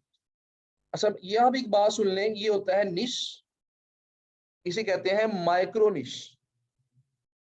निश के अंदर जो सब निश है, हेल्थ के अंदर तो डायबिटीज भी आएगा, ऐसे ही है ना? हेल्थ के जो है फिर आगे कोई कोई बैक पेन आ सकती है, तो अगर कोई वेबसाइट सिर्फ बैक पेन के मुंह दल देगा, तो कैटेगरी मेन हेल्थ है, लेकिन सब कैटेगरी कौन सी है या माइक्रो निश कौन सी है, वो बैक पेन। जिस तरह आपके पास ऑटोमोबाइल की साइटें हैं, ऑटोमोबाइल्स के अंदर अगर एक साइट है जिसके अंदर कार्स के बारे में भी लिखा हुआ है, बाइक्स के बारे में भी है, ट्रक भी है, ट्रॉलर भी है, सब कुछ लिखा हुआ है, तो बोलेंगे ये एक ऑटोमोबाइल की साइट है, ये एक निश साइट, प्योर निश साइट है। लेकिन अगर आपके पास एक साइट है जिसके अंदर सिर्फ बाइक्स के बारे में आर्टिकल लगे हुए हैं, है तो ऑटोमोबाइल, लेकिन ऑटोमोबाइल के अंदर भी छोटी कैटेगरी आ गई ना, सिर्फ बाइक्स, तो इसे क्या बोल लेंगे, ये माइक्रो निश।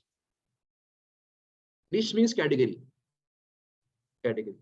मैंने पहले बताया, जब भी मैं निश बोलूंगा आपने क्या समझना है कि वो कैटेगरी है। असल में होता ही है कि आप फिलहाल जो है निशिस पे काम करें, मेन निशिस पे, माइक्रो की तरफ ना जाएं। जितना माइक्रो निश की तरफ आएंगे उतना डील मुश्किल हो जाती है। तो स्टार्टिंग में सिर्फ मेन जो निशिस है उनकी तरफ आए। हाँ, जब वर्किंग कर लेंगे फिर आपने ऐसा करना है, जब आप ये तो वर्किंग कर लेंगे, मेन निशिस आपके पास आ जाएंगी, फिर आप कोई 1-2 माइक्रो निशिस पकड़ लें, उस पे आप बस डाटा इकट्ठा करते जाएं।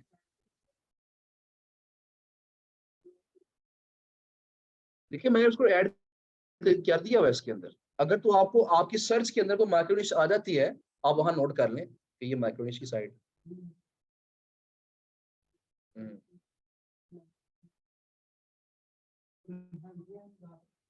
अगर वो विलिंग है तो फिर क्लाइंट पे डिपेंड करता है ना, अगर वो लगाना चाहता है, वो एग्रीड है तो लगा दे, कोई मसला नहीं है। तो मैं बता रहा था कि हमारे कुछ ऐसे भी जानने वाले लोग हैं जो कि जिन्होंने सिर्फ 1 2 3 माइक्रो निशेस पकड़ी हुई है। मतलब एक दो से उन्होंने सिर्फ कार्स की निश पकड़ी हुई है, माइक्रो निश कार्स।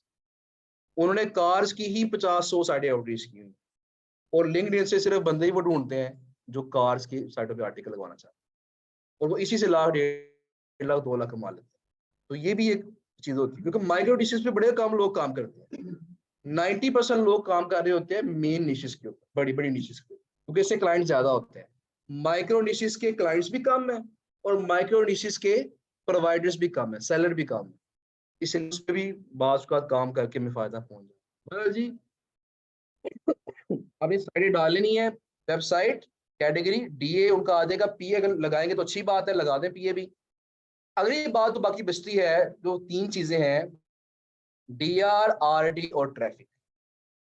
डीआर और आरडी हमें पता चलेगा एहरफ से, और ट्रैफिक हम फाइंड कर सकते हैं, एहरफ से भी फाइंड कर सकते हैं, सेमरश से फाइंड कर सकते हैं, ऊबर सजेस्ट से फाइंड कर सकते हैं, सिमिलर वेब से फाइंड कर सकते हैं। लेकिन जो ज्यादा एक्सेप्टेबल हैं क्लाइंट्स के लिए वो होते हैं या तो एहरफ या फिर सेमरश, ये ज्यादा कॉमन है। अभी किसी ने क्वेश्चन किया था पिछले ग्रुप के अंदर कि सर ये सेमरश ज्यादा बेहतर है या एहरफ ज्यादा बेहतर है, तो मैंने उन्हें एग्जाम्पल बताई है कि वैसे तो ये होता है कि दोनों के स्टैट्स डिफरेंट है, हर कंपनी ने अपना हिसाब लगाया हुआ है। एक ही साइड को मैं सेमरश पे चेक करूंगा, वो कहेगी इसकी ट्रैफिक 1000 है, उसी साइड को मैं एहरफ पे चेक करूंगा, वो कहेगी ट्रैफिक 10,000 है। हो सकता है ऐसा, हर कंपनी ने अपने अपने सिस्टम बनाए हुए हैं, वो सिस्टम जो बता रहे हैं उसको आगे डिस्प्ले कर देते हैं।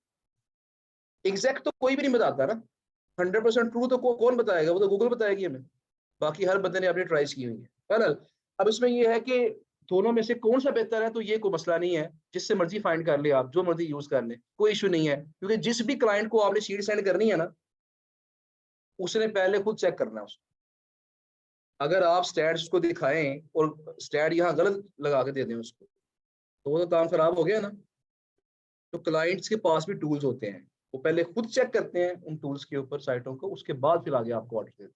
हमारा काम सिर्फ ये होता है कि हम इनिशियली उसे स्टैट्स लगा के देते हैं, ताकि क्लाइंट को कम से कम अंदाजा हो जाए जी कौन सी साइट्स बेहतर है, कौन सी बेहतर नहीं, या उसे अंदाजा हो आइडिया प्रोवाइड की है उसको। अब जब वो ऑर्डर लगवाने लगता है, फिर वो पहले खुद चेक करता है, क्रॉस चेक करके, तो फिर वो साइडें सेलेक्ट करके ऑर्डर देता है, वरना ऑर्डर नहीं देता।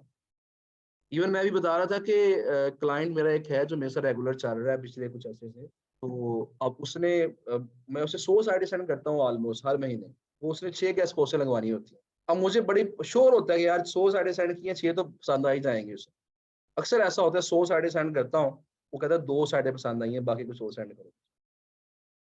अब मैंने उसे एक दिन तंग आके पूछ ही लिया उससे, मैंने कहा यार ये क्या मामला है, मैं अपनी तरफ से सेमरश पे यार दोनों पे चेक करके, डीएसी भी चेक करके, प्रॉपर उसके स्टैट्स देख के मैं फिर तुम्हें सेंड करता हूँ, यार ये तुम्हें पसंद आ जाएंगी, 100 में से कम 40 तो पसंद आएंगी।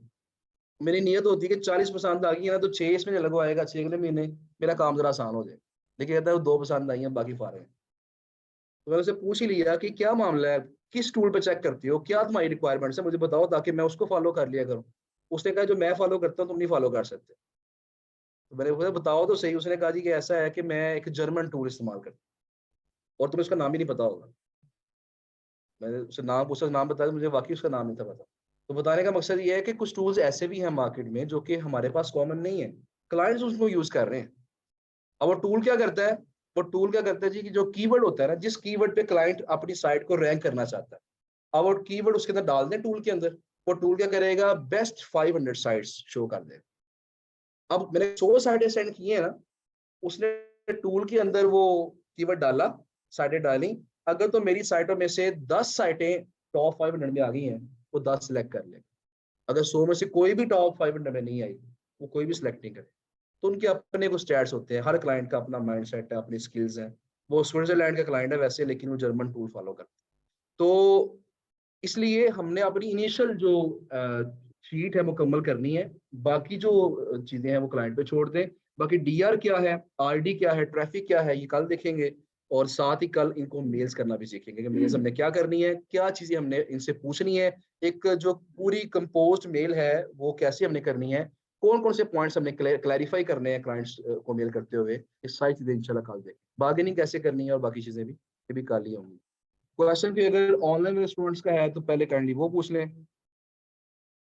सैमरस पे ट्रैफिक लो शो हो रही होती है और एफ पे ज्यादा, हम कौन से कलेक्ट करें? मैंने आपको बता दिया जी, किसी एक को फॉलो कर, ये भी दे देते हैं आपको। एहसन साहब अगर आवाज सुन रहे हैं, तहसीन साहब, एहसन साहब, तो ये 2 मिनट बाद सिर्फ आ जाइएगा कि जो आपके असाइनमेंट पेपर्स हैं वो प्रोवाइड करने हैं आपको। जी जनाब।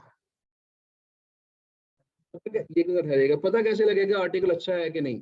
अभी ये थोड़ी लंबी बात जरा हो जाएगी, क्योंकि आर्टिकल को रीड करना पड़ता है, उसमें कीवर्ड स्टफिंग नहीं होनी चाहिए।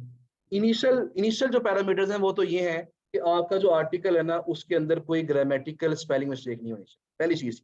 नंबर 2 उसके अंदर ये है प्लेजरिज्म 0 होना चाहिए, कॉपी पेस्ट नहीं होना चाहिए आर्टिकल। नया आर्टिकल अगर एक बंदे ने 10 गेस्ट पोस्ट लगवानी है तो 10 आर्टिकल डिफरेंट होंगे। ऐसा नहीं करना है कि आर्टिकल के अंदर लिंक लगा के 10 जगह पोस्ट कर दें, ये पॉसिबल नहीं हो, ये प्लेजरिज्म में आता है। तो प्लेजरिज्म 0 होना चाहिए। नंबर 3 आगे फिर क्या है कि जो कीवर्ड इस्तेमाल किया गया है वो कीवर्ड स्टफिंग नहीं होनी चाहिए। कीवर्ड स्टफिंग कहते हैं कि ऐसा नहीं करना कि फर्ज करें मेरा कीवर्ड है बेस्ट स्मार्ट वॉचेस, तो मैंने 1000 वर्ड्स का आर्टिकल लिखा भी, मैंने 500 दफा कह दिया best smart watches, best smart watches, best smart watches. जितना ज्यादा कीवर्ड यूज करें बेहतर होता है, लेकिन जब उसका एक्सेसिव यूज कर लें, कीवर्ड स्टफिंग कर लें, उसका फिर नेगेटिव इफेक्ट पड़ जाता है, उसका उल्टा असर पड़ जाता है। तो ये और भी बड़ी चीजें हैं इसके आर्टिकल के अंदर, लेकिन जो बेसिक पैरामीटर्स हैं मैंने बता दिए।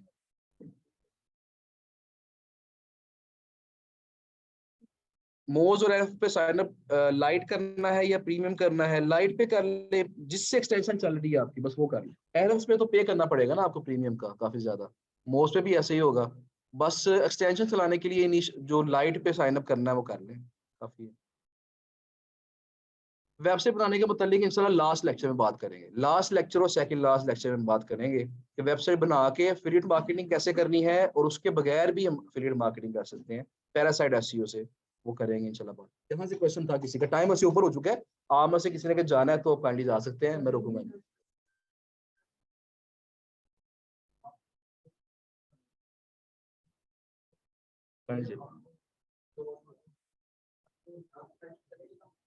नहीं, मैंने आपसे कहा अगर 5% तक है ना आप उन्हें टच कर लें। नहीं, उसमें पता क्या होता है, मैंने इनके साथ ये भी कहा है कि क्लाइंट मोस्टली क्लाइंट अब चेक करते ही नहीं है स्पैम्स को, आउटडेटेड हो गया, पुराना हो गया सिस्टम ये वाला।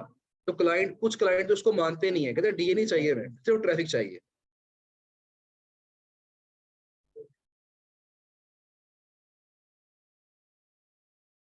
तो मैंने बताया तो है, आप प्री पोस्ट एसईओ पे सर्च करें, 10-10 निकाल लें और 10-10 करके वहां डाल के चेक करते हैं, काम तो नहीं रुकेगा आपका इससे, ठीक है। हाँ जी।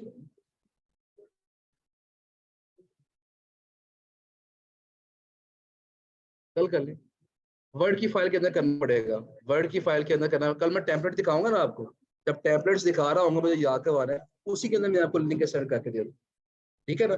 वैसे तो ये एडवांस करते हैं, लेकिन मैं करके दिखा दूंगा। हाँ जी, डीए 100 100 हो सकता है जी। फेसबुक का 99 है, फेसबुक का 99 है, और एक दो साइट है जिनका 99 है, बाकी सबका कम है उससे। हाँ जी, एक जी जी।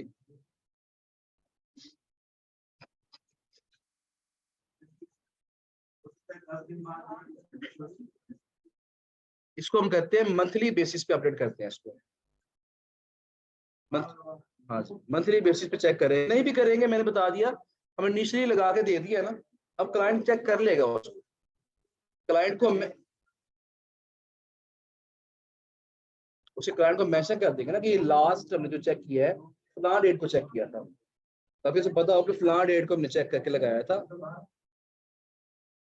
बेहतर यही है कि चेक कर ले, अपडेट कर लें शीट। नहीं करेंगे तो मसला नहीं है इतना, लेकिन बेहतर है कि कर लें उसको। कैटेगरी कुछ भी हो सकती है, कोई सी 3 कैटेगरी। एक मिनट,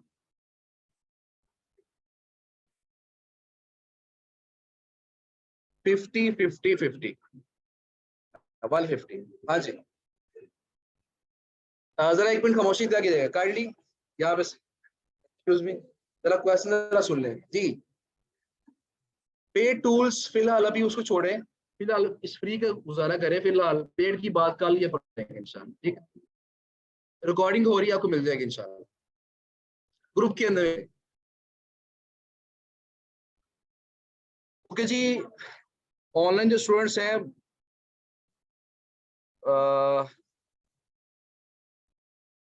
जी कर सकते हैं, राइट फॉरेस्ट के अलावा भी कर सकते हैं। मोस को बाय करना पड़ेगा, नहीं बाय नहीं करना मोस को आपने। बाय के वाले से मैं कल बताऊंगा आपको कि क्या क्या चीजें बाय करनी पड़ सकती हैं। आप 500 आउट प्लस आउटरीच कर चुके हैं, ओके जबरदस्त है जी। क्योंकि मैं डील भी फाइनल कर चुका हूँ। चलिए अपनी शीट सेंड कीजिएगा मुझे, मेरे नंबर पे कर दीजिएगा। वैसे नॉर्मली देखना मुश्किल हो जाता है, डेली बेसिस पे ना सैकड़ों मैसेज आ रहे होते हैं मेरे व्हाट्सएप मैसेज पे स्टूडेंट्स के ही, तो लेकिन मुझे मैसेज कीजिएगा नाम लिख के आप। असल में कुछ देखे जाते हैं कुछ नहीं देखे जाते, फिर मसला हो जाता है। असाइनमेंट ऑनलाइन स्टूडेंट्स के लिए भी है जी, बिल्कुल है। आपको आपके ग्रुप के अंदर वो जो उसका पीडीएफ फाइल है वो सेंड कर दी जाएगी इंशाल्लाह जी, इंशाल्लाह इंशाल्लाह। अब ऐसा करें कि आप मंडे को जो है ना एक मुझे मैसेज कीजिएगा तकरीबन 2 बजे के करीब, तो इंशाल्लाह तब बात कर लेंगे आप। जी बहुत शुक्रिया आपका, thank you so much. Physical class में जो लोग क्वेश्चन करते हैं आप ओनली उनके आंसर, जी मैं क्वेश्चन रिपीट कर दूं, मुझे वैसे ज़हन में है, मैं इंशाल्लाह कोशिश करूंगा कि क्वेश्चन रिपीट कर दिया जाए। ओके जी, थैंक यू सो मच, कल इंशाल्लाह फिर बात होगी। अल्लाह हाफिज जी जनाब।